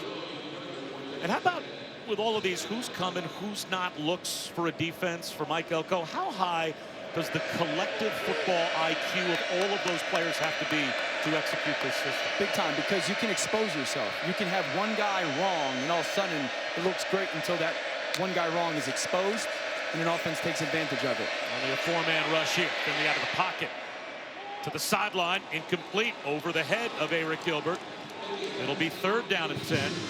And now the mentality completely flips for Texas A&M. They have 4's 3rd and 10. They have all 3 of their timeouts. Yeah, and I'm imagining Mike Elko's going to go, okay, I'm going to give you one of those pressure looks right now. Maybe only 4 are going to come, and we're going to drop out underneath. We're going to put numbers to Terrace Marshall and Eric Gilbert. I'm going to force you to get off the field or force you to make a decision. I'd imagine this ball comes out quickly for TJ Finley.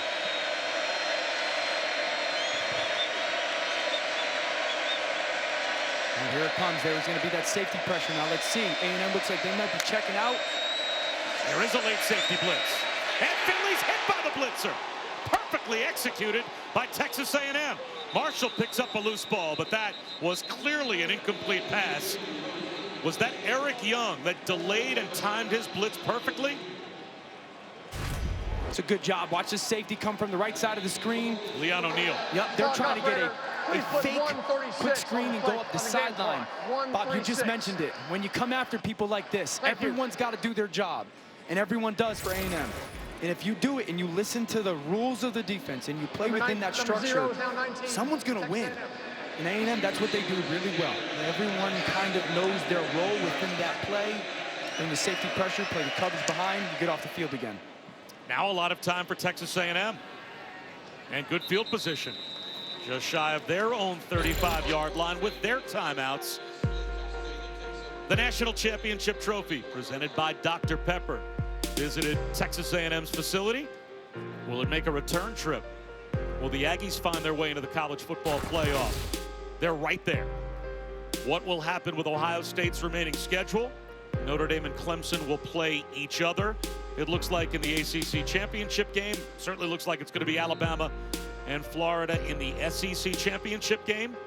There's a lot of it's going to happen around Texas A&M if they could just keep on winning. Yeah, and you know, for the committee, I'm interested to see how they will factor a game like today where you're going, okay, Texas A&M hasn't played football in 3 weeks. Are they going to be a little bit more understanding of games that you go, okay, they're not in the rhythm of the season and they're not as sharp as you kind of expect the team to be? Kellen Mond. Incomplete. Cordell Flott knocked it away from Aniyah Smith. Another pass defense for LSU. Smith in that slot, just kind of that inside fade, going towards that sideline. Ball's there. Flott makes that contested catch.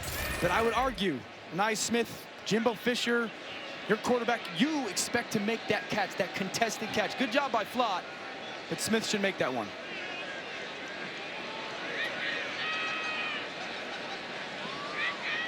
Pressure off the slot. Here comes the blitz. It's picked up. You know, it's one-on-one as a result. And Mond can't make it happen. Again, it's Flott. Again, he's right there with Aniyah Smith. LSU comes after Kellen Mond off the left side of the screen. Great job by the offensive line picking up Kellen Mond. You got to make this throw.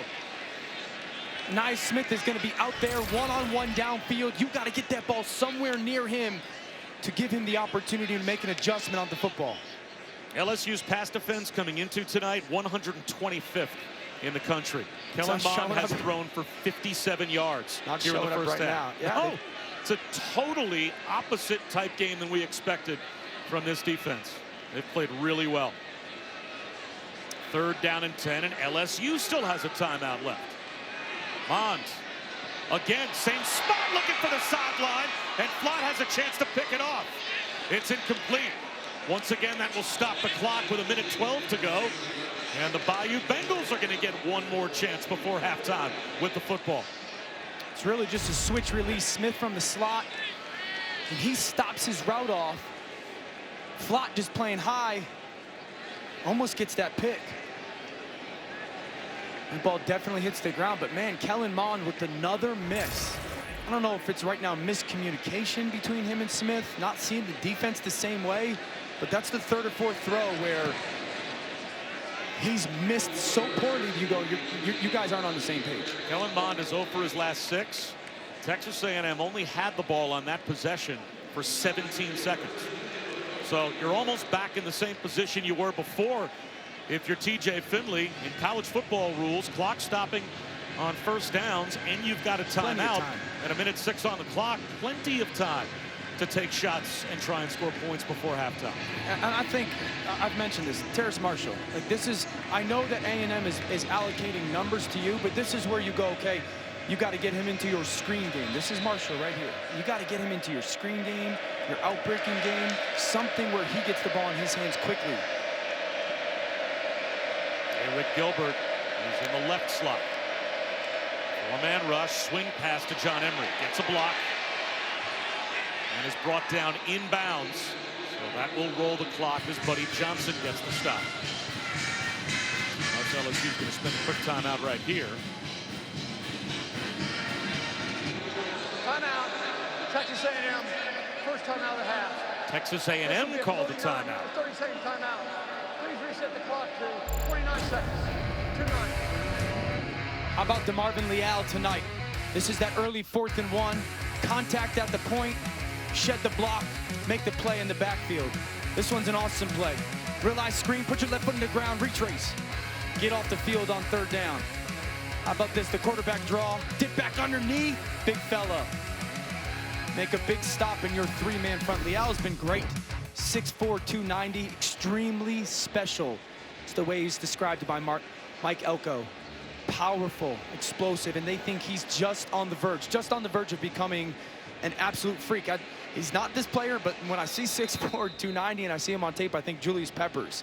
Just the sheer size and the athleticism of that young man. Well, you thought collectively when you watched them on film, this might be the best defensive line you've seen this year as a group. Best defensive line that I've seen, and we've had Clemson, and they've got a ridiculously good defensive line. But the defensive lines that I've studied and tried to figure out what they do so well, they're great with movement, they're great at the point of attack, they're athletic, they play like savages going to the quarterback. It's the best defensive line I've seen.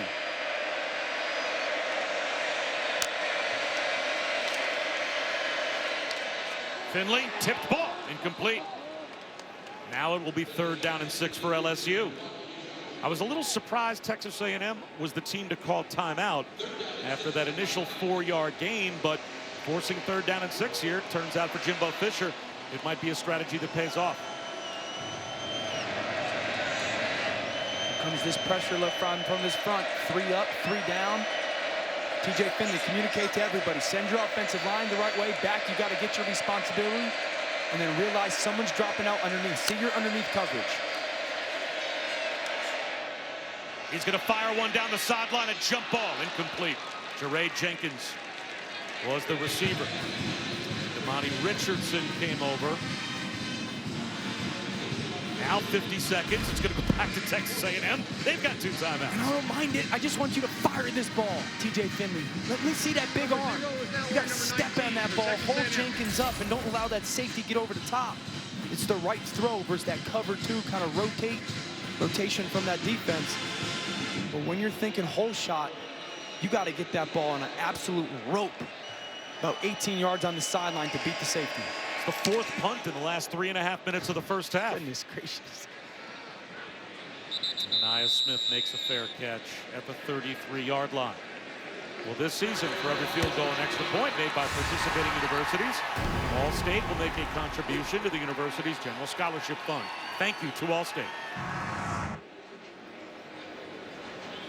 All right, so first of all, Kellen Mond, where do we need to get to for a potential kick for a field goal? You got 2 timeouts, so you can continue to work all of your playbook. You don't take really a 4 or 5 yard completion that does nothing for you. We're looking for chunks, and you don't take any sacks.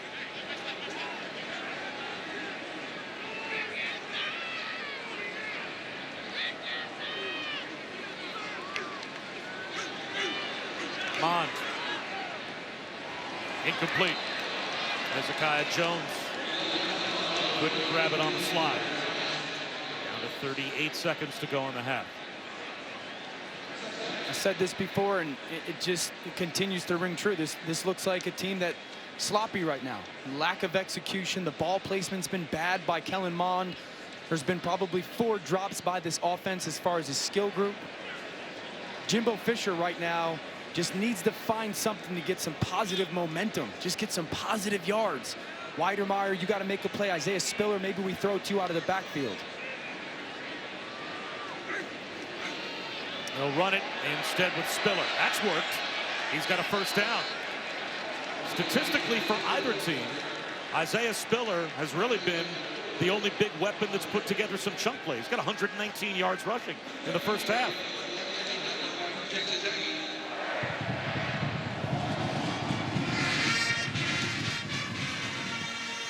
That one's wide open. A 9-yard gain to Jones. And a really good job by Hezekiah Jones. Catching the ball, get out of bounds. There's no reason for you to try to dilly-dally and get an extra yard or 2 now with 24 seconds and 2nd and 1. I wouldn't be surprised if Jimbo Fisher runs this football, because you probably need about 15 more yards or so for a field goal attempt. Run the football, get your first down, and then you can maybe get to the clock, get to the ball and clock it.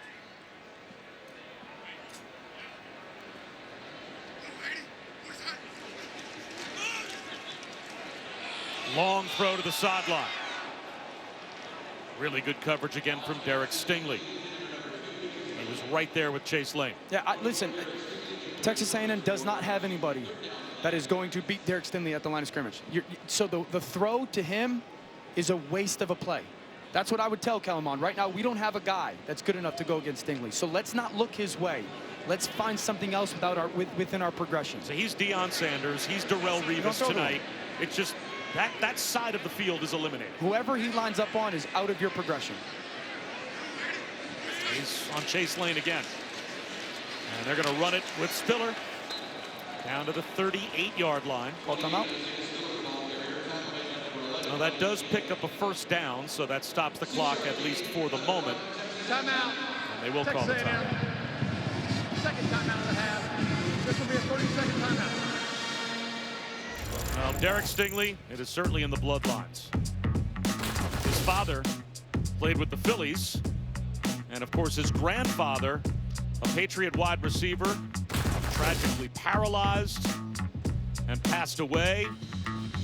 But it is an athletic family, to say the least, as we go to Chris Budden. I asked Kellen Mond this week what he thought about going up against Stingley, and he said, I'm not afraid of him. I'm not going to not throw his way. Listen, you don't have to be afraid of him. I get all that. I understand the competitor, but also there's a way to be smart about how you want to play. I played against Revis, and we would go into games and be like, nope, we're not throwing to Revis. Now, we would strategically place guys over to Revis' side that were maybe our third or fourth receiver, going, okay, maybe we can get our number one somewhere else. But at some point, you have to go, it's not working tonight. I'm going to stop throwing the ball to his side. You got your full playbook here. You still got a timeout if you're Kellen Mond. Here's Weidermeyer. That'll keep the clock rolling, so they'll have to call their last timeout. And this is right on a wet field on the very outer edge of where they probably want to kick it with Seth Small. His career long is a 52-yarder. But we showed you the numbers earlier. Once he gets over 40 yards, he's at best a 50-50 kicker. And now you're talking about close to 50 yards on a wet field. I think what you do right now, because it's 2nd and 4, is you're trying to find a way to kill 4 seconds. Because you really want the last play of this half to be a kick. You don't want to leave any time. So I'm telling Kellen Mond, catch this snap, kind of look to your right, throw it over your receiver's head, take 4 seconds off, and we'll run our field goal unit on. But you just catch and throw to kill 4 seconds. And that was Caden Davis over there warming up. The last thing you want is this ball to get thrown in bounds and that time to wear off. So you see those receivers up at the top? Right here. I'd tell Kellen Mond, just catch the ball, throw it over their heads, take 4 seconds off the clock.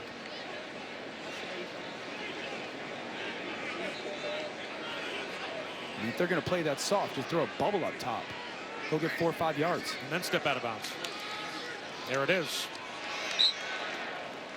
Just a few more yards as Weidermeyer steps out. That's well executed by Kellen Mond in this A&M offense. That's just, but the time that they had in the timeouts that they had left, that's as good of a job that you can do at the end of this half to get this field goal attempt. And it will be Small that will try it. I guess they got him just close enough. You saw Caden Davis, the redshirt freshman, over on the sideline warming up, but this will be Seth Small, who missed earlier in the half. And now 5 more yards heading Texas A&M's way. Let's see. Did LSU jump, or were they drawn off?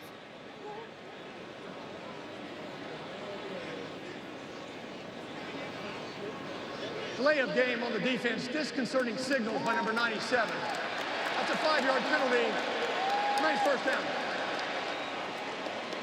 Watch the shift by the defensive line for LSU. Watch.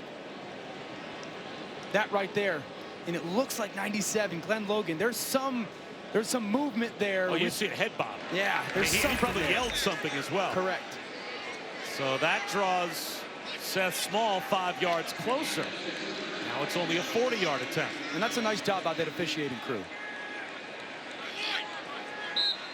We've seen that disconcerting signal call made this year. almost like every other week. Yeah. Obviously not that many fans. It's a lot easier to hear a fake signal. And this time Seth Small puts it right down the middle. And Texas A&M ends the first half with 3 more. They've got a 13-0 lead. When we head to the second half, LSU will start the second half with the football. We'll send it to the studio. Matt Barry, Jesse Palmer, Joey Galloway. They've got the halftime report. Over LSU, Bob Wischusen, Dan Orlovsky, Chris Budden, bringing you Saturday night college football from the SEC and College Station. Look, the big story coming into this game was an incredibly efficient offense, number 5 in America, going up against a defense that this year at times couldn't stop a nosebleed. The complete opposite is what we saw in the first half from Texas A&M. Texas A&M struggled offensively. Kellen Mond had a ton of misses, whether they were poorly thrown footballs or miscommunication with the receivers. Nobody's winning on the outside versus LSU's man coverage. So someone's going to have to decide they can beat man coverage. Kellen Mond's got to step his game up. He's played way too many football games for this football program to be this off tonight. And so challenging Jimbo Fisher to get this offense in rhythm, be way better on first and second down. Some playmakers got to step up and make some plays on the outside. But Kellen Mond can't go 8 for 25 and throw for 77 yards. He needs to be better. And Ed Orgeron's team lost a touchdown to a questionable decision from the replay booth, and also missed a field goal when they started a drive in plus territory. So they have missed opportunities to put points on the board as well. Chris Budden. Jimbo Fisher not afraid to put some of that responsibility on Kellen Mond. He told me at halftime he needs to be better at picking up coverages. He needs to do a better ball throwing the ball accurately. Look for them to establish the run game early in this half. He said we did it early in the first half. That worked well. Somehow we got away from that. He said this team, I like their enthusiasm. We just got to cut out the mistakes and play more focused. He's right. He's right. Like, Kellen Mond's got to get the ball out of his hands and see coverage better. Certainly running the ball is going to help, but at the end of the day, he's got to make the throw when it presents itself. Ty Davis-Price dances up the middle for about 3 as we check our first half stats, brought to you by PlayStation 5. And they're not pretty. It's an eyesore. Look at third down. A combined 3 for 19 between these two teams. LSU 5 first downs in the entire first half, and they're right in the game. And no rhythm for either offense. That's what happens when you don't get convert third downs into first downs. There's no rhythm. Your play caller constantly feels handcuffed. A tackle for loss behind the line as Aaron Hansford came through, helped out by Jaden Peavy. And Ty Davis-Price goes down 2 yards behind the line of scrimmage. Now it's 3rd down and 9. And that's Tyree Johnson. That could be an impactful injury. They're already without Michael Clemens on the defensive line as we take a look at our Corona premiere moment. It's really about this A&M defensive line. Leal early on, 4th and 1 stop, shed the tackler. How about pressure? One come off the edge, tip ball. Jalen Jones with the pick. And then finally the run game. Spiller, counter, pullers, give me the vision. And then do you have the ability to have home run speed? Isaiah Spiller does. The one bright spot for this A&M offense in the first half.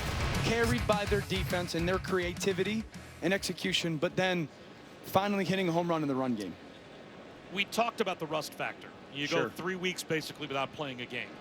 There's rust, and then there's, you know, you're the Titanic at the bottom of the ocean covered in rust. I mean, is this all rust for Texas A&M, or should we be giving a decent amount of credit to LSU and how they have executed defensively? You have to credit LSU because they haven't had any blown assignments and they've played good coverage. And you do have to say there is a little bit of rust. But at the end of the day, you're Texas A&M. You're the number 5 team in the country. You got a senior quarterback with a gajillion starts under his belt. Football comes back to you. And you should be able to execute at a much more efficient pace against a defense that right now, up until this point this season, has been really, really bad. So, yes, I blame a little bit of rust, and I credit LSU a little bit. But A&M should be much more efficient on offense. Let's see what happens on 3rd down and 9 here with Tyree Johnson off the field.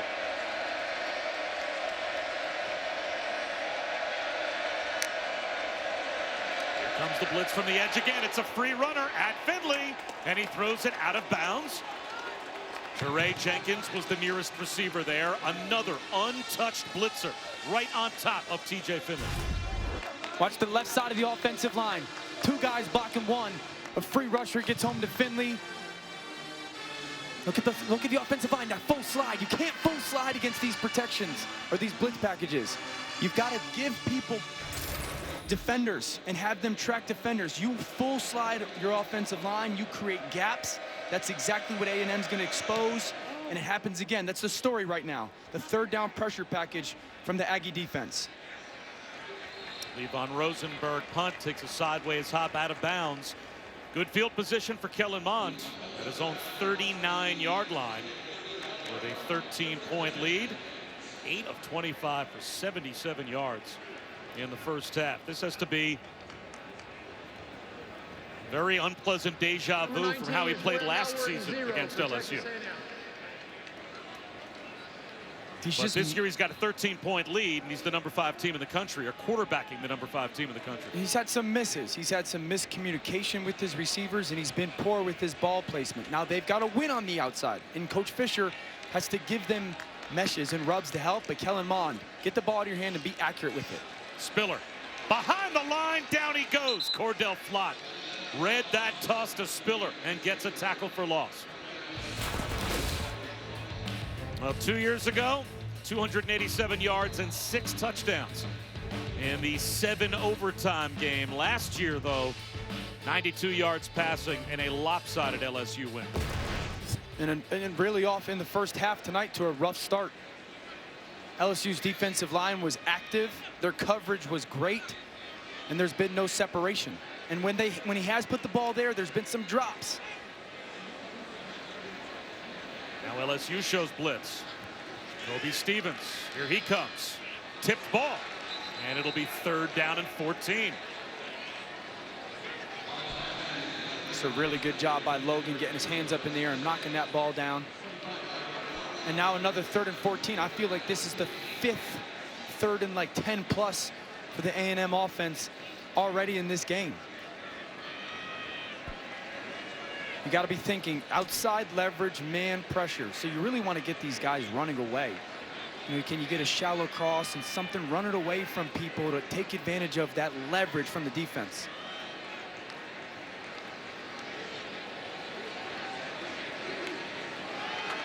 Four-man rush, on well protected.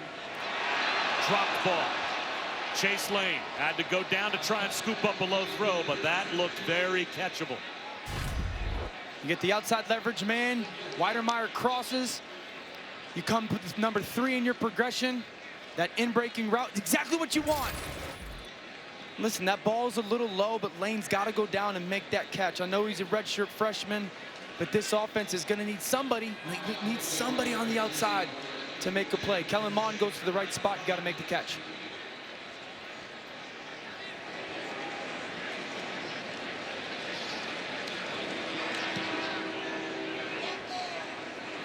Fair catch for Coy Moore at the 29-yard line.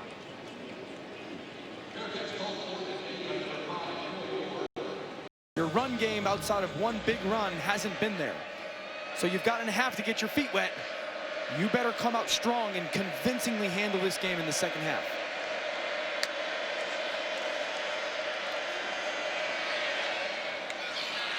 On the run, Ray Jenkins, a 1st down and more. It gets thrown down out of bounds by Damani Richardson. Good play action pass. Watch the safety drop down. O'Neal, he gets that play fake bite. Ball comes out on time for Finley with the crosser. I come right back to something like that. Keep this A&M defense on edge. Play action, protect your quarterback. Get crossers so it's a full progression read for the young man. That was good for 26. Again, a 4-man rush. There's an easy check down. Ty Davis-Price, he loses his footing though. There's a gain of a couple. Listen, I know what TJ Finley's doing. He realizes Davis-Price is getting close to that boundary, so he's purposely throwing it onto his back shoulder. Just take a little bit off that football. That's a really difficult catch for a back running horizontally to turn back and make that catch when it's kind of stepped on, fired. Just take a little off and give him some time to adjust.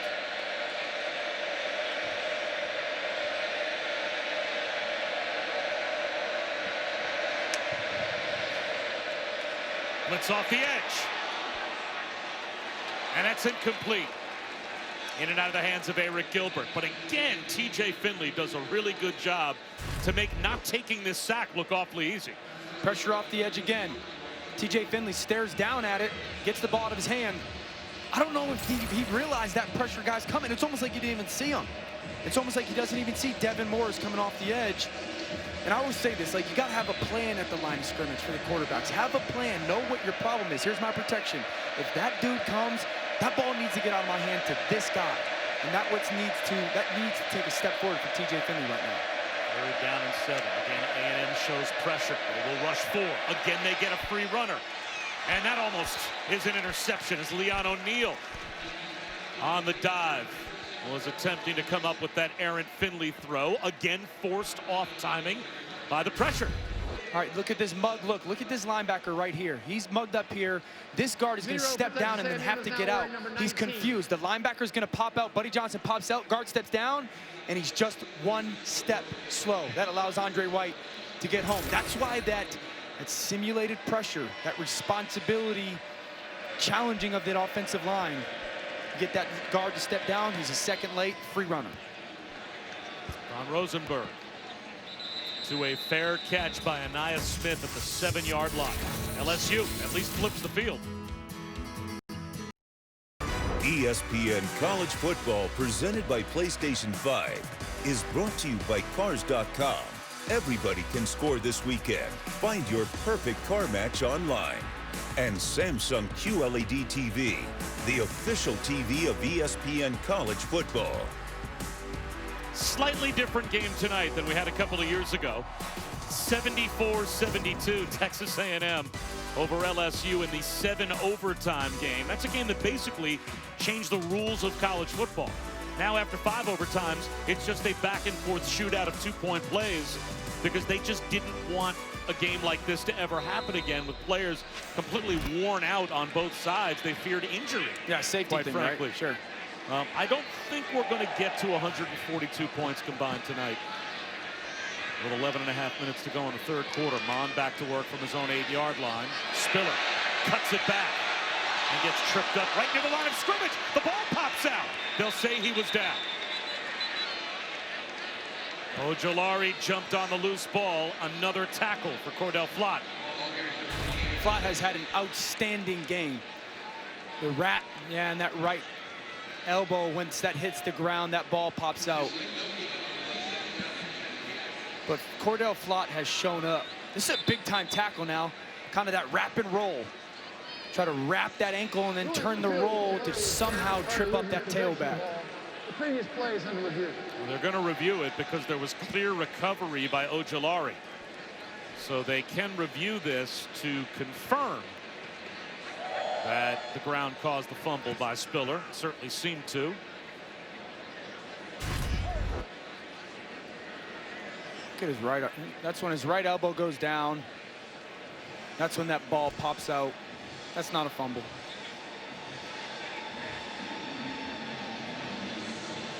Matt Austin is our rules expert.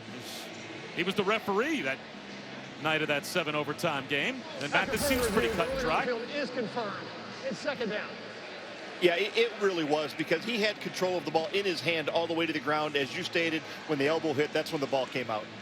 And Matt, how about that 7 overtime game? I mean, that was your last game as a referee in the SEC. It's almost like you refereed a doubleheader. They never let you leave the field. It felt like it, yes. It was a long game. I wouldn't mind some of the points, though. I would take some of the offensive production.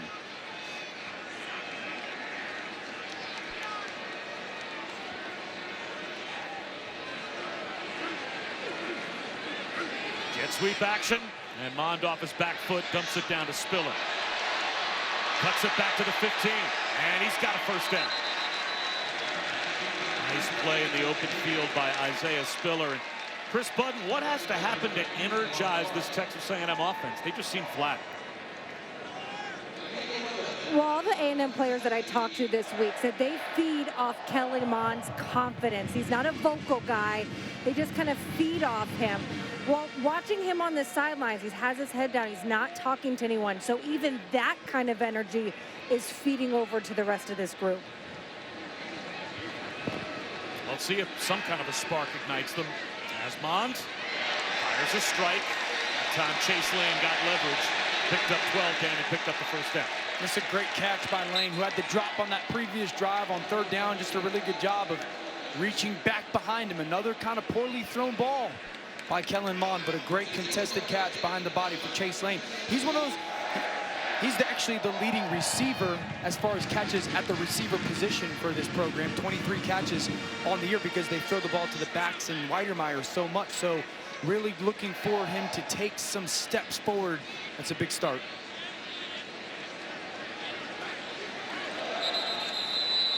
Penalty markers down at the snap. False start on the offense, number 54. 5-yard penalty. It remains first down. So it will be 1st and 15. You know, Dan, in your playing days, Yeah. did you ever have a game like Kellen Mond's having, Sure, where you just couldn't get it on track? And what does a quarterback do to try and flip the switch? Because at some point you have to for your team to score some points. Yeah, I mean, I was a 5th-round pick. I had plenty of games like this. So I'm talking about UConn. At the end of the day, you know, you gotta have a very short memory. You gotta have the ability to move on. It is that you gotta brainwash yourself. Next play, next play, next play. Continue to have great energy. And some days you're off, and you gotta know that and go, okay, how do I minimize that? How do I manage this game to not lose it for our football team? Well, just keep giving it to Spiller. That has been a winning formula for A&M tonight. And he pushes the pile for about 4 yards, but there is another marker thrown back at the line of scrimmage. I think this is going to be on Hawker and Carson Green, that right side of this A&M offensive line. Personal foul, chop block, high-low combination, number 73 and number 54 of the offense. 15-yard penalty for the previous spot. Repeat first down. Watch the right side of the line, okay? So you're going to get Green, the right tackle, to go high, and Hawker to go low. Once those guys are engaged together, hands on that defender at the same time, that's when it creates that personal foul chop block. These two teams have now combined for 22 possessions in this game. And the two quarterbacks have combined for 19 completions. There have been more possessions than completed passes. Correct. In the game. So listen, the quarterbacks both are not playing good. I also want to give some credit to the defense. Like, Texas A&M's defense has been very good with their pressure package. LSU's coverage, Flott's been great. Stingley's been great. Jacoby Stevens has played good tonight. So their coverage, their plan, Jabril Cox has been good, has been really good. 1st and 28, and it's going to be 2nd down and even longer. Ali Gay in the backfield to bring down Spiller. That's a loss of 4 more. It'll be 2nd and 32. And when you are struggling to throw the football, defenses are going to go, okay, especially when you got rain like this. And it's picked back up. Correct. Defenses are going to go, okay, now we're going to bring another body, a second body down near the football. We're going to dare your guys on the outside to try to beat us, commit to stopping the run because we don't think you're good enough and we think the weather is going to play its part. Right now, LSU defensively lining up in press man coverage, one safety in the middle of the field. Nowhere to go for Spiller. And Chris Budden, you said at halftime the rain had kind of slowed down to just a drizzle, but it certainly looks like the rain is much more of a factor now. It seems to have intensified. Yeah, it's been kind of hard to predict throughout the game because it will rain hard and then let up. But what's happening right now is pretty significant downfall. It's the hardest that it's been all night. And I would think that would create 3rd and 32, a very conservative play call. Yes, and if it was 3rd and 5, it'd be conservative. Because right now, you got to think as a play caller and a quarterback. My defense is playing great. They got young quarterbacks on the other side. The last thing I'm going to do is be careless with the football here, shorten the field. I'll just run it and try and buy some real estate for the punt group. Spiller will get to the sideline, get what he can. He's bumped out just shy of the 20-yard line by Baskerville and Stingley. So picked up about 10, and that will give Constantino just a little more room to kick it away. But everyone on your football team needs to have this mindset. Your long snapper better have this mindset. Your punter, secure that catch. This is where you got to really have finite focus. Catch the ball, squeeze it, 2 hands. Make sure that you are completely focused on your job because one little slip up with this weather and this game flips.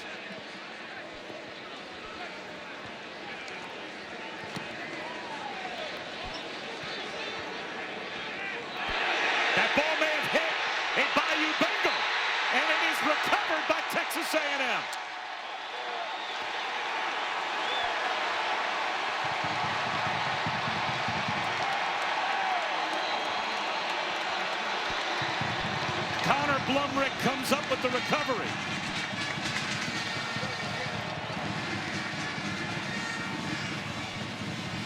So, Dan, just when you were making the point that who knows what could happen, some type of a special teams error could change the game, it may have just happened. Watch number 2. McLaughlin right there. Yep. Hit the inside of his right leg. Correct. And look at the returner, Moore. Corey Moore's pointing. Ball, ball, ball. And it just clips McLaughlin's. Watch his left. Just looks like it off that left leg. So a gift for A&M as they've got it at the LSU 33-yard line. Kellen Mond looking downtown. Instead goes back shoulder to the sideline, and it's dropped by Spiller. He gets Spiller on a wheel route designed out of the backfield, one-on-one with the linebacker. It's a good job by Mond getting that ball off. Nice adjustment by Spiller, and you see the frustration on his end as well. Focus on that football. This is where leadership will show up. Remind these guys in the huddle. Everyone lock in. Hey, guys, make sure you're looking in. All those little things from Kellen Mond. Secure the football. Cross carry it, 2 hands. That's going to show itself in the next 20 minutes of this football game. Mond loses a yard. Jaquelin Roy, part of the group there for LSU. 3rd down and 11. Boy, talk about dealing with sudden change and dealing with it well. The LSU defense now has a chance to get a stop after special teams costs them a giveaway. And you're in between that, okay, field goal range, 4-down territory. If you're Kellen Mond, you're probably going to get that single high safety, drop down crossers. You got to think crossers, running away from leverage.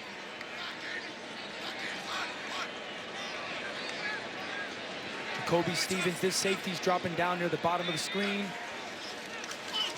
5-man rush. Mond under pressure and sacked right back outside of field goal range. The ball pops free, and it is picked up and run down the field by Carson Green.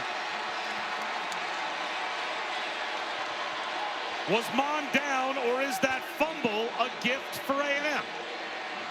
Go big fella.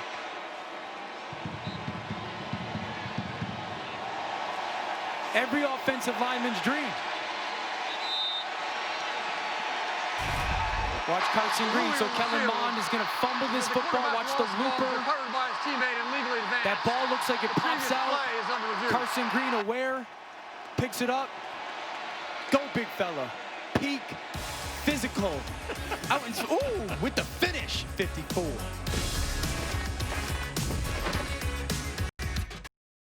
Kyle Field, and Dan, remember that fun you had calling that scoop by Carson Green, and the big fella running down the field, and the offensive lineman picks up a 1st down.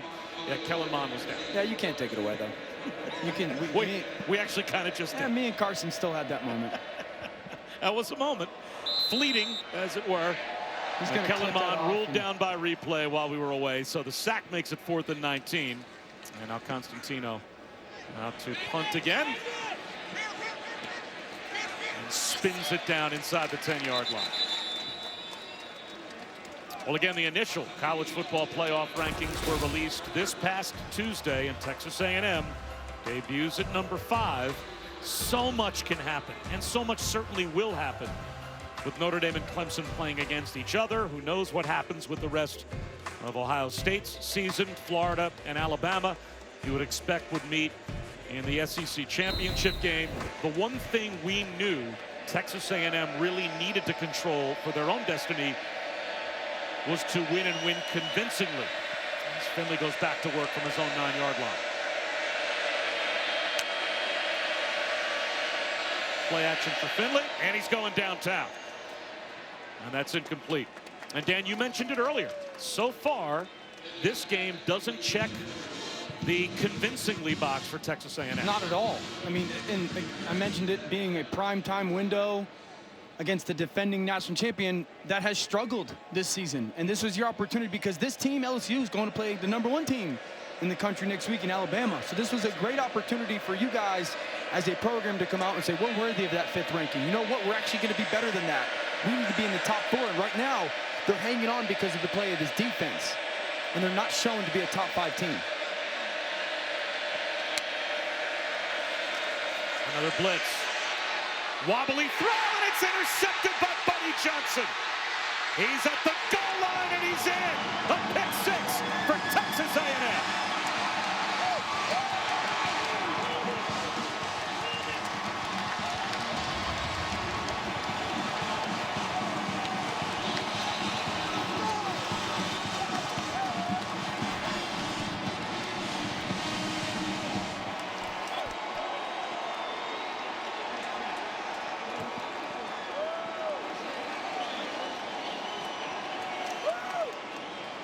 That is a true freshman quarterback throwing a pick 6 and then getting an earful from his head coach, as now it is a 3-score lead for Texas A&M.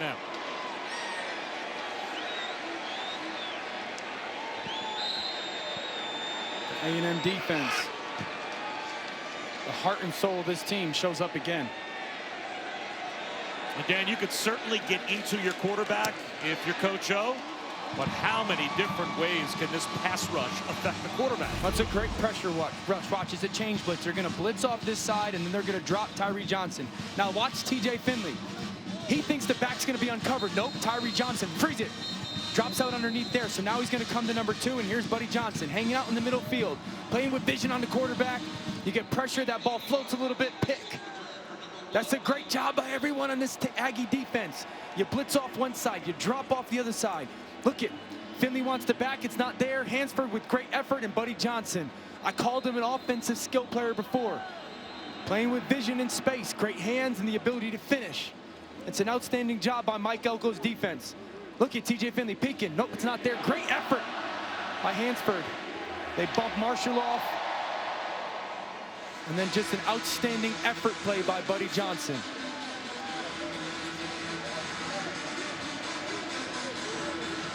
I don't mind this from Coach O. Look at him staring him right in the eye. He's going to coach him hard because he thinks he could be a great player.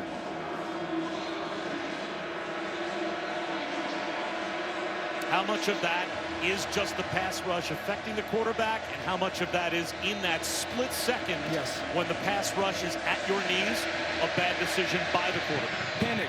Every time if you force a quarterback to play in panic, you're going to create bad decision-making by them. And it's a little bit of a young player, and it's a little bit, I mentioned it, this defense plays like savages going to the quarterback. Now, they do it disciplined, and that's why you create those pick 6s. Butte brought it to the 20-yard line, but there's a penalty marker back at the 10. And I wrote this in my notes for A&M's defense. They make quarterbacks play unsettled. Block in the back. Receiving team. Half the distance to goal. First down. And what happens is Mike Elko, he brings the pressure early, right? Like early in that game, that first 3rd down, we saw one of those crazy exotic pressures, and they got to TJ Finley. Now all you think about as a quarterback in those situations is, where's it coming from? You remember Sam Darnold last year, Monday Night Football. I'm seeing ghosts, right? Yes, I remember. That's what it's like. You start to think guys are coming when they're not coming. Or you start to think, no, that guy's not blitzing, and he does blitz. And it totally muddies your thought process before the snap as a quarterback. Draw play. John Emery stutter steps to the sideline and leaps for a first down. There is a flag down, but let's go back to the interception again. Well, again, TJ Finley thinks he's got his back there. He's not. He's getting a dropper in coverage, and then you got bodies with vision on the quarterback. That's why it's called the change pressure. Holding. You blitz one guy off on the edge, and you think you free completion to the other side, and Coach O was coaching him hard. I remember playing for Gary Kubiak, and I had a stupid interception in practice one day.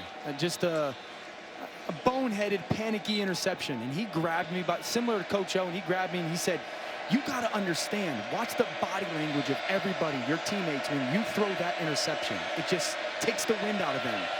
And he made it very clear, like, everybody's job was in your hands with that football, and you had to value it more than anything. That's a lot. On one player's shoulders, that's a lot, but that's the job, right? Correct. So after the penalty, Another handoff, this one not nearly as successful to Emery, with Max Johnson back in at quarterback, and DeMarvin Leal, who has been a tackle machine tonight. He has been unblockable for Texas A&M. He is there again to help on the stop. For everything that we've talked about with the A&M offense and its struggles, and to be honest, it's disappointment, right? This A&M defense has showed up. I mean, they've been every bit as good as advertised.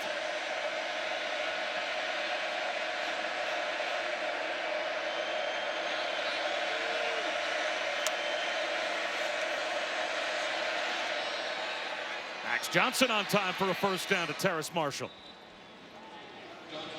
Well, if you would have told me coming into this game that the defining characteristic of this game was going to be the blitz packages for Texas A&M and LSU's inability to block it, I think I would have been surprised. I would have thought that this would have been more A&M against a porous defense, putting a lot of points on the board. I did not see the performance by the LSU defense coming tonight at all. Now, I completely agree, and I think it's not only just the ability to block it, it's the ability to figure out how to block it, right? Send the right people to the right location or right guys, and then be able to execute it. Johnson out of the pocket. Gets to the sideline and gets back near the line of scrimmage. Run out by Buddy Johnson. It's been a porous defense this year for LSU, and they've been good enough for their team to be in this game no doubt, with a chance to win. No doubt. I mean, this defense has played good enough to come and pull this upset off. The defense for LSU has. Their offense is just, I mean, they've given up 7 points themselves, and they just haven't moved the football. But if you're trying to find a silver lining for LSU, going, man, our defense went on the road versus an offense that was best rushing team in the SEC and on third down, and they showed out. Max Johnson off play action. Checks it down to Emery. He picks up a yard. And Emery may be hurt as he went into the down and distance marker on the sideline. I mean, if Emery's hurt, that would be the second time this season that a really good LSU player would be hurt by one of the distance markers on the sideline. Derek Stingley stepped on a down and distance marker coming off the field in the Missouri game earlier this year and sprained his ankle.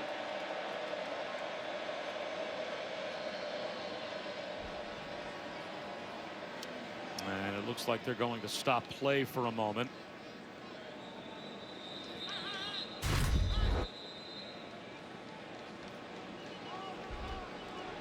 I think it's just that hit by Andre White, because that's when Emery goes right to his back. Could have just caught an elbow or something, right? You're right. When he collided with the distance marker, I wondered if that may have been what caused the injury, but maybe he just landed awkwardly on the football. So hopefully he can shake it off. I want to see LSU get a perimeter screen here, something against this pressure. Get the ball out and see if you can beat the blitz with the pressure, a screen. Duck under on the rush by Tyree Johnson, and down goes Max Johnson inside the 5-yard line. Andre White all over him. This looks like Dwight Freeney or something. Like, watch Tyree Johnson here and look at the pen. Just watch the pendiculus right here. Watch his whoop. I mean, that's big time. And then the spin around and White sticking that left arm up. Watch, stick the left arm up. You take away kind of that throwing lane, and you continue to chase after the quarterback. That's all tied together. I'll continue to say it for this A&M defense. Tyree Johnson gets the dip. White spins around. Quarterback runs right into him. Throw that hand up. Sack. The oldest player in college football, 30-year-old punter Zach Von Rosenberg in the back of the end zone, and now a flag down. Play of game, offense, half the distance to the goal, 4th down. Zach Von Rosenberg was a 6th-round draft choice of the Pittsburgh Pirates back in 2009, played 6 years in the minors. So at 30 years old, might be the only college football player with a 401k. Anaya Smith with a flag down. Gets to the sideline. And he's out of bounds at the 25-yard line of LSU. But again, you have to check the marker.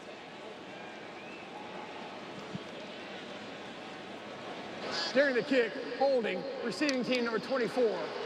10-yard penalty from the end of the kick, first down. So that will back up A&M just a bit. They'll still have great field position. And Tuesday at 7 Eastern on ESPN and the ESPN app, the exclusive reveal of the next college football playoff top 25 rankings. Reese Davis and the guys will break it down from top to bottom.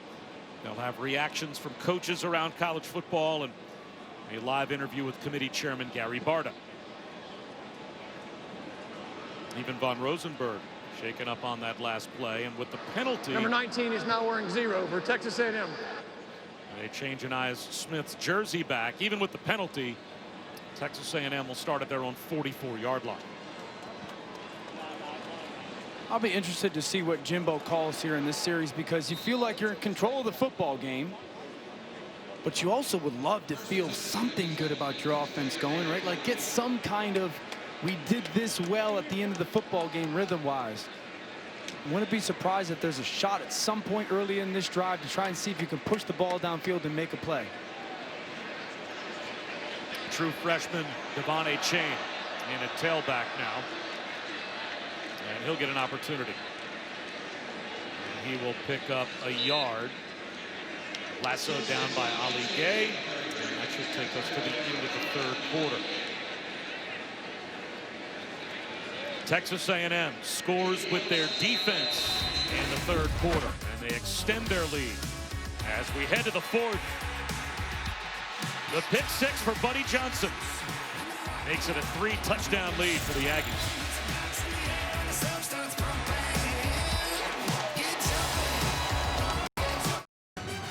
(20-0) A&M as they take that lead to the fourth quarter. Bob Wischusen, Dan Orlovsky, Chris Budden. Boy, do we need all of the fans back in college football, no right? doubt. There's nothing like the scene at Kyle Field under the lights. It's just one of the best places you could possibly be. As Kellen Mond throws one underneath to Weidermeyer.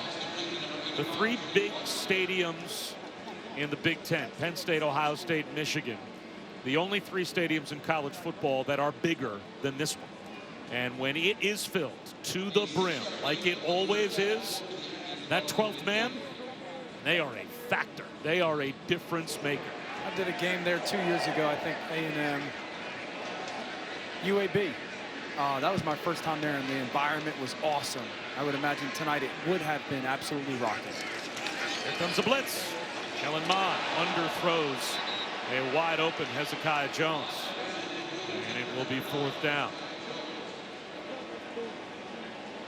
That ball doesn't get tipped. I mean, it's a great play call. You get bunch, you get man coverage, and you get the pass off. The ball's not tipped. It's just a poor throw by Kellen Mond. His body's in alignment to make the throw, and it just misses it. This is the 9th punt of the night for the team that's winning 20-0. That's rare. You don't usually have a team score that or struggle that much offensively and have a 3-touchdown lead. So it will be the 14-yard line for LSU. Now again, we talked about the most likely path to the college football playoff. Of course, there could be a completely unforeseen upset of a Notre Dame or Alabama, Ohio State, whatever happens with their season, who knows. But we're thinking this is the best chance that A&M has. They win convincingly. Alabama, Notre Dame, and Ohio State win their leagues. And if Notre Dame beats Clemson for a second time, it would knock Clemson out, and A&M would get it. Yeah, listen, I want to be fair to Texas A&M tonight. Like, the defense has been convincing. You know, the defense has shown that they're a championship caliber defense. It's just this offense has been so unprepared. They haven't executed. They haven't done anything well tonight. Quarterback draw for Max Johnson looks to be good enough for a first down. And think of the I mean, Alabama's scoring at will. Notre Dame's been awesome on offense this year. Clemson's finally back playing and has been great. You know, Ohio State doesn't get to play, but we think and have pretty good confidence that their offense is explosive. Florida, who beat, or Texas A&M beat a couple weeks ago. We know they're explosive on offense, and it hasn't happened for A&M, and I don't think it's going to get much better on the outside, because here's the thing. With tonight's football game, defensive coaches are going to watch this tape. Auburn's going to watch this tape. Tennessee's going to watch this tape. You know what? Let's play some man coverage on the outside, and let's try to minimize the run, and let's see if these receivers can win and Kellen Mond can be accurate with the football, because LSU's played man and they have dominated. Max Johnson avoids the rush again of Tyree Johnson. Incomplete, wide open was Terrace Marshall, and they just could not connect. And this one's on Terrace Marshall. Great job by Max Johnson. Marshall doing a really good job finding that soft spot in the zone. He sees it the same way as Max Johnson. Just kind of mistimes his jump. Ball a little bit behind him. Unable to come down with it. It hasn't really been a part of this game. They haven't gotten the ball to him. They really haven't featured him tonight. You know, Texas A&M's putting numbers over to him. They're allocating people to try and take him away. Another sack. Just a 4-man rush, and Bobby Brown got home. There was nothing exotic about this. Just watch 5 in the middle of your screen. Push, push, push. And then Max Johnson really runs right into him. But that's just that. I'm going to take 2 big fellas on 330 pounds and just drive you back into the quarterback. My goodness. I mean, there have been plenty of times we've seen T.J. Finley and Max Johnson under heat because of an exotic pressure, a free runner coming, miscommunication. That was just, I'm bigger and stronger than you guys are, and here I come. No doubt. 3rd and 16. Johnson, underthrown, should have been intercepted. Right through the hands of Jalen Jones. Jalen Jones doing a really good job of just playing this cover 2 technique. Trail under the receiver. Max Johnson thinks I'm going to try this whole shot, that in-between corner and safety ball at about 18 yards. Carper over the top. Jalen Jones underneath. That's a really difficult throw, Max Johnson. Your dad obviously knows that. From that hash all the way to the field, you have to absolutely rip that football. LSU's 10th punt. And Anaya Smith makes a fair catch. See the left side down block. Then you're going to get the guard and tackle pull. Seal one, kick out the other, create that seam for Isaiah Spiller. Long stride, home run speed, tutty. Aggies' only offensive touchdown of the game by the sophomore. Seems like a long time ago. It was. Back to the offense for Texas A&M. And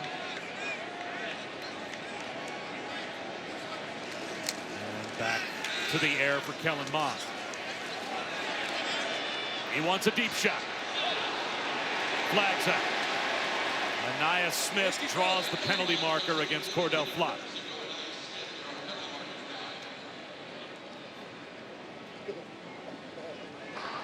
Pass interference, defense number 25. 15-yard penalty from the previous spot. Automatic first down.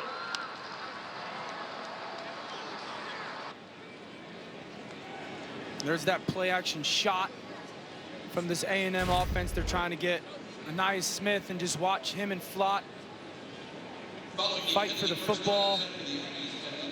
I just don't see that.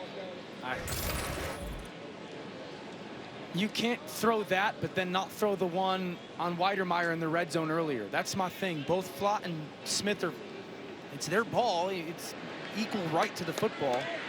And I don't see enough there to create that PI call.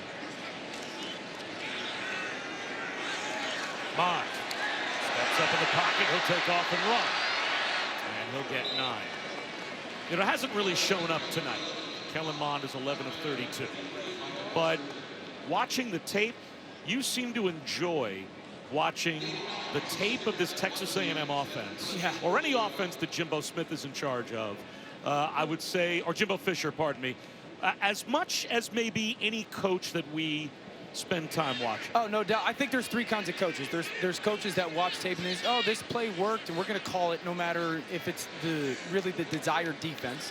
And then I think there's really good coaches who give your team answers, your quarterback answers. Hey, if the defense does this, we'll get to this play, or you know, give you answers. And then I think there's coaches like Jimbo Fisher that give you answers and the ability to attack at the same time. You know, hey, if they play 2 high safeties, we're going to attack them with their run game here. And maybe a 6-yard gain is what it is, but that's the vision of attacking. And the best way I can say it is you're not just out of bad plays, you're getting into ideal plays on a consistent basis. And that's what I love about Jimbo Fisher. I remember Jimbo Fisher's first year at A&M 2 years ago. Our crew called A&M at Auburn. Here's a run for Spiller. He's going to get stood up at the line. We're talking to Kevin Steele, the defensive coordinator for Auburn. And we said, what makes Jimbo Fisher so good at engineering an offense? And Kevin Steele said, there's 3 kinds of coordinators. The bad coordinator is the coordinator that looks at the tape on Sunday and is like, I see what you were doing. Should have done this. Next time, I'm going to get you. A mediocre coordinator watches the first half, and at halftime, I get what they're doing. We're going to try this in the second half. Right. So Jimbo Fisher sees what you're in the first series. Instantly. And by the time the second series happens, he has answers. For sure. For what you're in. Yeah, and he's always giving you tools. There's always tools in the offense. Here's Mond to the sideline. That's broken up. Again, it's Stingley. Knocked it away from Hezekiah Jones with some pressure coming from LSU. A little play-action fake, and that delayed blitz. I think that's Jacoby Stevens getting that shot on Kellen Mond. He felt that one. When you get the defensive lineman hits, don't hurt you, because those guys are usually kind of in the tight quarters. They're just throwing you to the ground. You could see it, Kellen Mond.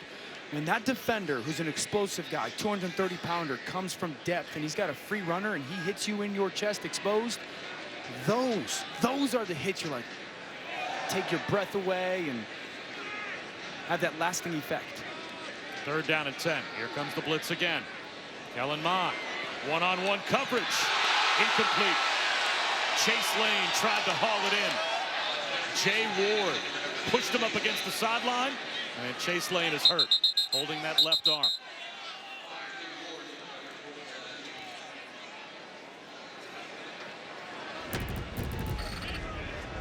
When the blitz comes, you know you've got one-on-one. And almost a spectacular one-handed catch by Lane, but he paid the price.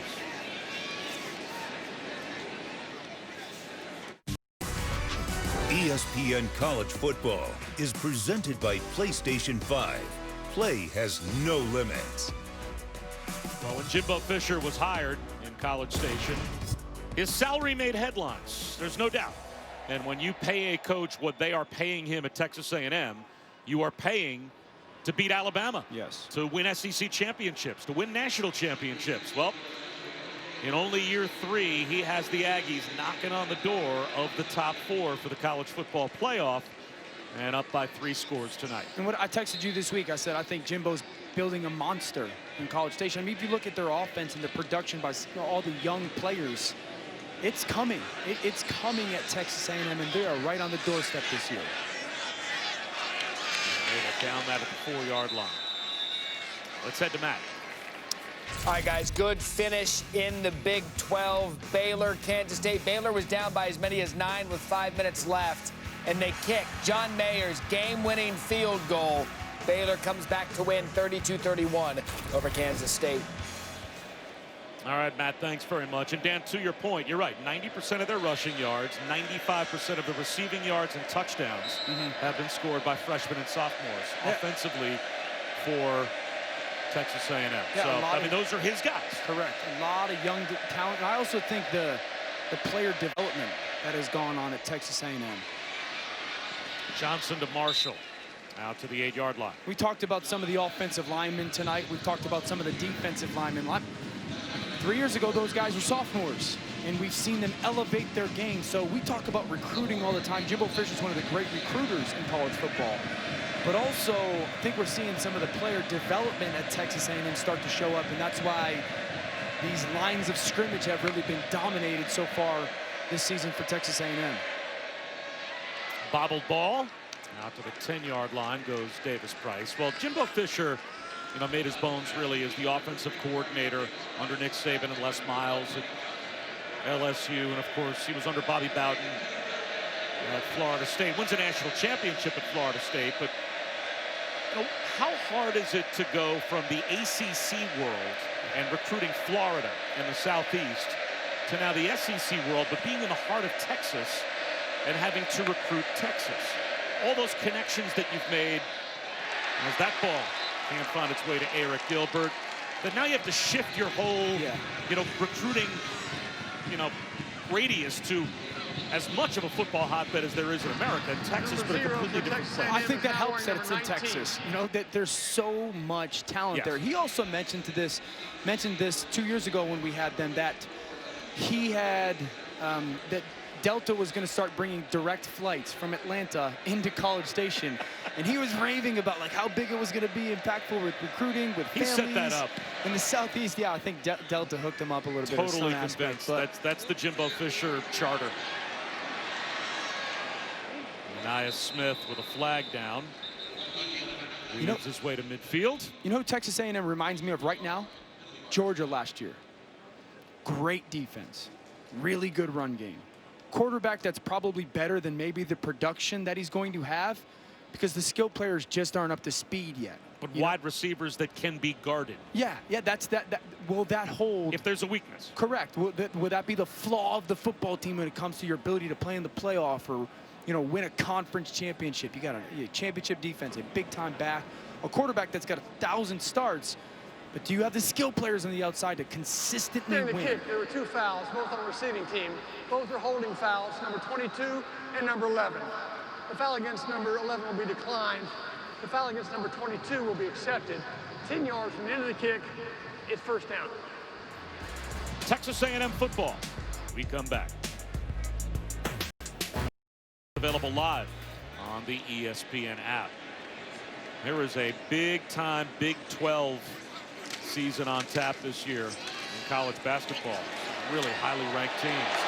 Spiller leads his way into the secondary and picks up 8. On the SEC West, it certainly looks like a non-stop freight train collision course for Alabama with Florida in the championship game in the SEC, but A&M's only loss to Alabama. They've got a win over Florida, so that builds their resume, and that's why they're number 5. And I would say next week's big for A&M as well, because they play Auburn. That's the week after Alabama just whooped up on them today. So can you go do, in some capacity, to Auburn what Alabama did today, anticipating Alabama's going to go to the SEC title and play Florida? I think Florida's defense is not going to be good enough to slow down that dynamic and explosive Alabama offense, which would help Texas A&M. And we've been talking about this all night long. If there is a very likely path to the college football playoff, it is convincing wins for Texas A&M. And that Ole Miss game, we're assuming is going to be rescheduled because it could be extraordinarily important for A&M to play Ole Miss. Alabama, if they eliminate Florida, and let's say, just for the sake of argument, Clemson plays Notre Dame in the ACC championship game and not only beats them, but beats them convincingly. Right. I mean, you get Trevor Lawrence back, and they flip the script, and they win by 4 touchdowns.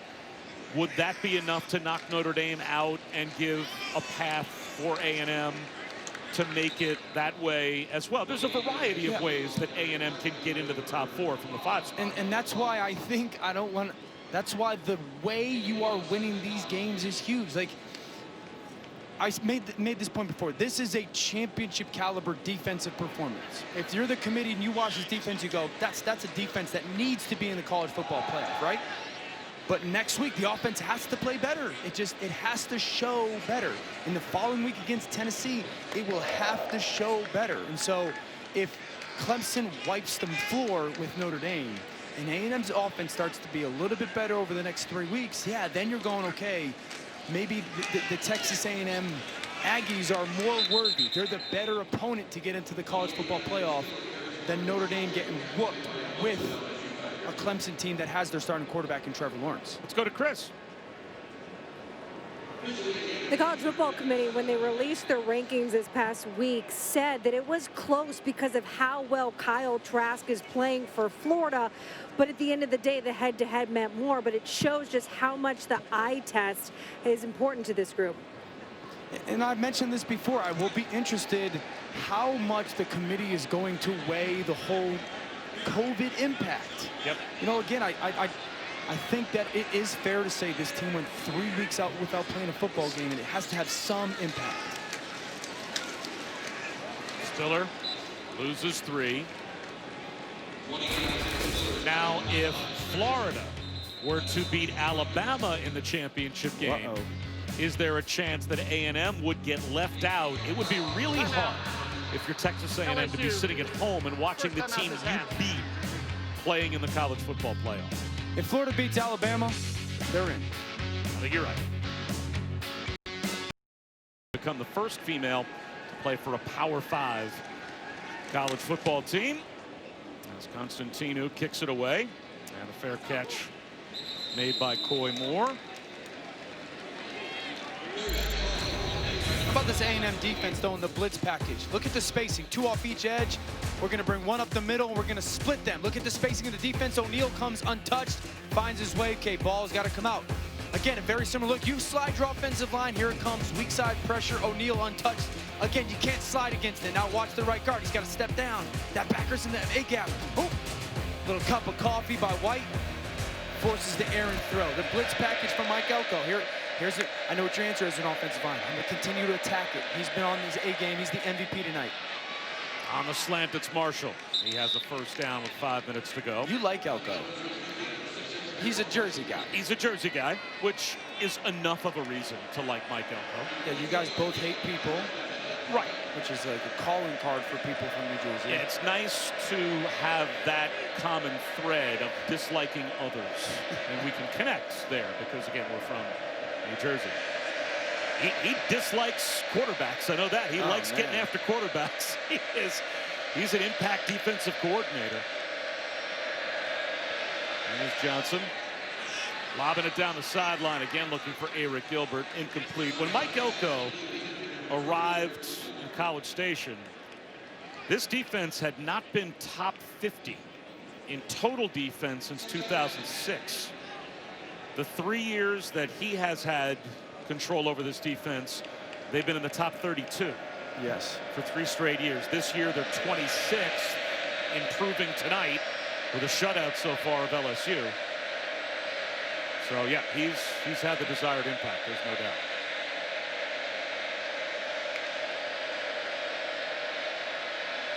Max Johnson.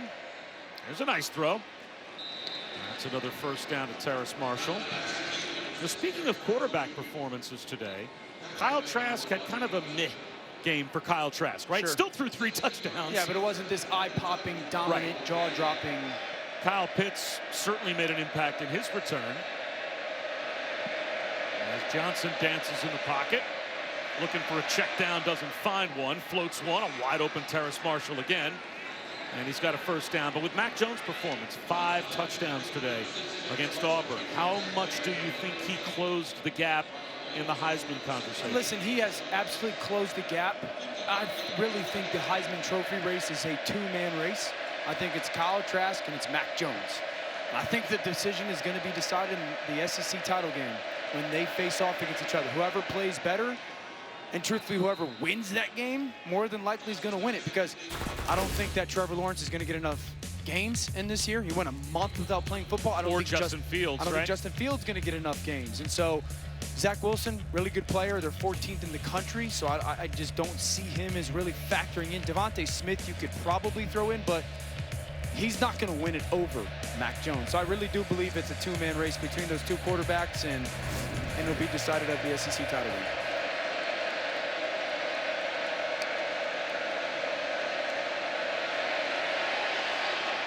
We've got 2 true freshman quarterbacks in TJ Finley and Max Johnson trying to play against this NFL-style defense tonight of Texas A&M.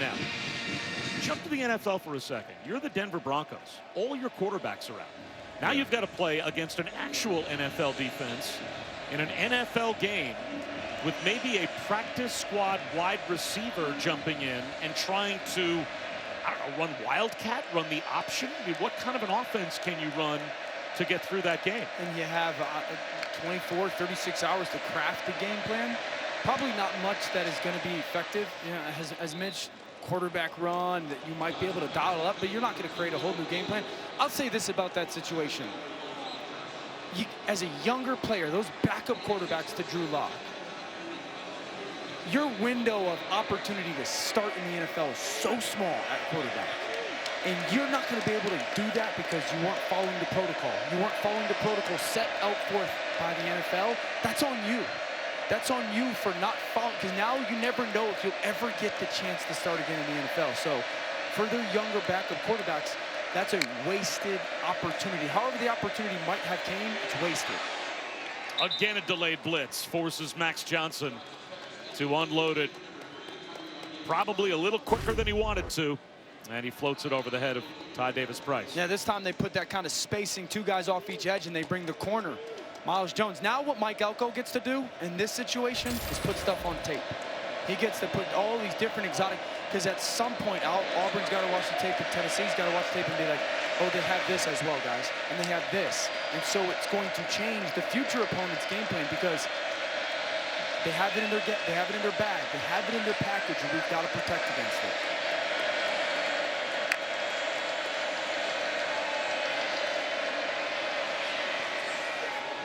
Johnson running, and he gets inside the 20-yard line. So you're saying if you're Bo Nix, yeah, and you're looking at this tape getting ready for next week's game, absolutely. Even if you don't bring it, you might bring it.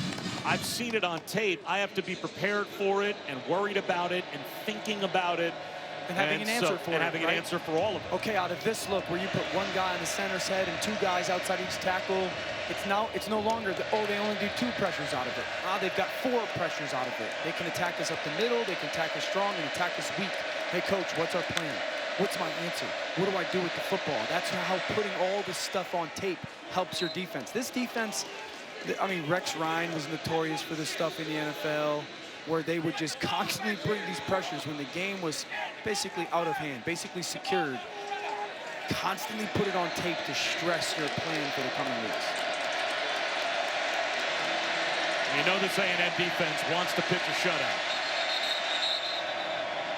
And I think maybe the officials gave a friendly spot, seemingly so, to LSU, and I'm not sure if that's why Jimbo Fisher called timeout. Timeout. Texas A&M, first timeout of the half. This will be a 30-second timeout.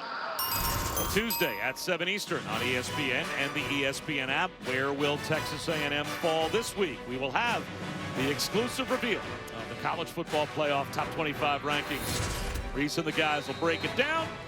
They'll have coach reactions, and as always, a live interview with Gary Barta, the committee chairman.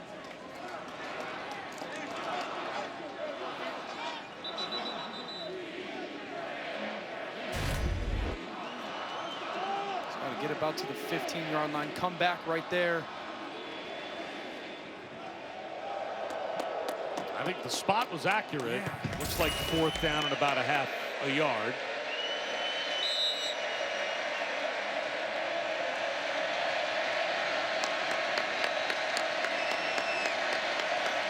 Or should we run outside those guards to the right? And Ty Davis-Price picks up the 1st down. So LSU playing with pride, trying to get on the board and avoid the goose egg. Yeah, good drive by Max Johnson right now. He's handled himself well. He's got the ball out of his hands. He hasn't taken a ton of sacks. These are really, really good reps for a young player.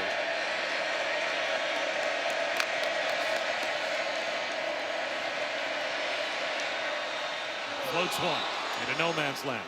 You know, the cautionary tale as well for how quote-unquote rusty maybe this Texas A&M offense has looked tonight makes it, I think, even more fascinating when Ohio State gets back on the field. Sure. They're going to have a similar break potentially before they get a chance to play again, and what impact that will have with them even having less games at the end of the season to try to get back on track. And remember, you only get 20 hours in college football, and those 20 hours are now you can't be near each other. You got to be in different meeting rooms. There's Zoom meeting installing. You're practicing with masks on. Like, so the rust is a very maybe I won't call it rust. I'll call it a lack of executional efficiency. You know, like you're getting very little time of actually practicing traditional football, and these are still developing young men, 18 to 22-year-olds. False start. Offense number 77. 5-yard penalty. Remains 2nd down. And I'll tell you, if you're Max Johnson right now, like, the only thing you want is to go get in the end zone right now.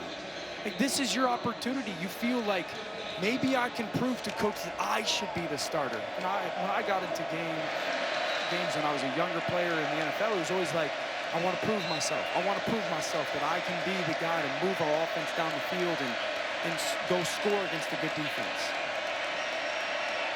Remember, now the schedule has been changed, where next Saturday night, LSU's playing number 1. Rick Gilbert. How about that run? He is a load to bring down inside the 5-yard line, close to a first down with a minute to go. I love it by Max Johnson. A little bit of drift in the pocket away from that pressure. Get that ball underneath to Gilbert. And you could see the young man, for a true freshman, talented, but I love the effort there. You know, these LSU players desperately want the opportunity. Yes. And it is their Super Bowl now. Next Saturday night, they have an opportunity to play Alabama, and these two quarterbacks are going to be wondering from Coach O, who's the starter? Who gets to start against Alabama in prime time? I think for TJ Finley, it's got to be a great game for growth and learning. You know how important it is when you're playing a team that can bring these pressure packages, that you're on the same page as the offensive lineman. Because I'll say this, even if you as a quarterback and your 5 offensive linemen are dead wrong in your protection, are dead wrong, as long as you're all on the same page, you're actually right. Because you're not going to have somebody thinking one thing and another guy thinking a different thing.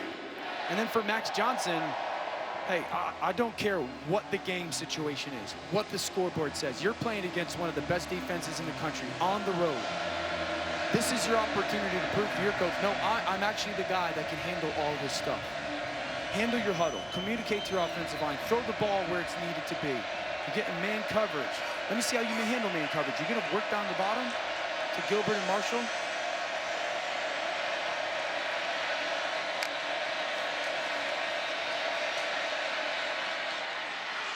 And there is a touchdown pass. Exactly the target, Dan, that you thought he'd be looking for in Terrace Marshall. So Max Johnson is able to find the end zone and avoid the shutout. Yeah, really good drive by that young man. Watch Marshall, a little hop step. Now pressure step to the outside, put your foot in the ground, come back underneath and secure that catch. Good finish. 17 career games now for Terrace Marshall, and he has at least 1 touchdown in 13 of those 17. He's a special player. Really, really, really good player. I just didn't think they got him going enough early tonight.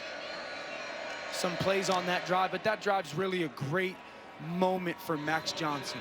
Operating that offense, going down the field, not hurting your team, getting the ball out of your hands. That's a good drive. I do not care the situation of the game. That is a very good drive, because now he can go watch the tape and learn from it. What did I do right? What did I do wrong? Coach, I told you I can work this offense. I can handle the pressure. That's a good drive. 14 plays, 81 yards, and it's not like A&M stopped blitzing. No, yeah, they were running their stuff. They were running their stuff. And listen, TJ Finley wasn't a good night for TJ Finley. He's had 2 really good games, and he's had 2 subpar games. So what would you do next Saturday night? Man, the last time we had LSU, you asked me this question. I still think TJ Finley's a very, very, very good player, but I got to watch the tape and have conversations with TJ of, I want to know his whys. Why did you do this with the football? Why did you not get the ball to your hand versus this pressure? And I got to hear him tell me what his thought process is. Because if I don't think he's ready right now to handle maybe the exotic pressures that defenses might throw at me, I can't put him out there against the team that's going to do that stuff. And if I can sit with Max Johnson and he's able to tell me, no, I'm hot off that will linebacker and I know the ball has to come out. Or you know what, we should have sent our offensive line this way. Or, you know, it's all about what guy you think is capable of running the line of scrimmage more.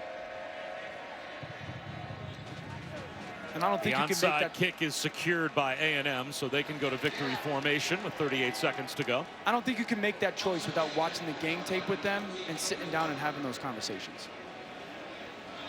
And you know, even if Alabama isn't necessarily known for being as exotic as Texas A&M, they're going to look at this tape. They're going to see what worked and they're going to try to bring some of that after Coach O's team. Correct. Nick Saturday Saban's night. going to go, okay, their young quarterback struggled with this, so their offensive line didn't do great with this. Well, we're going to itch. Right.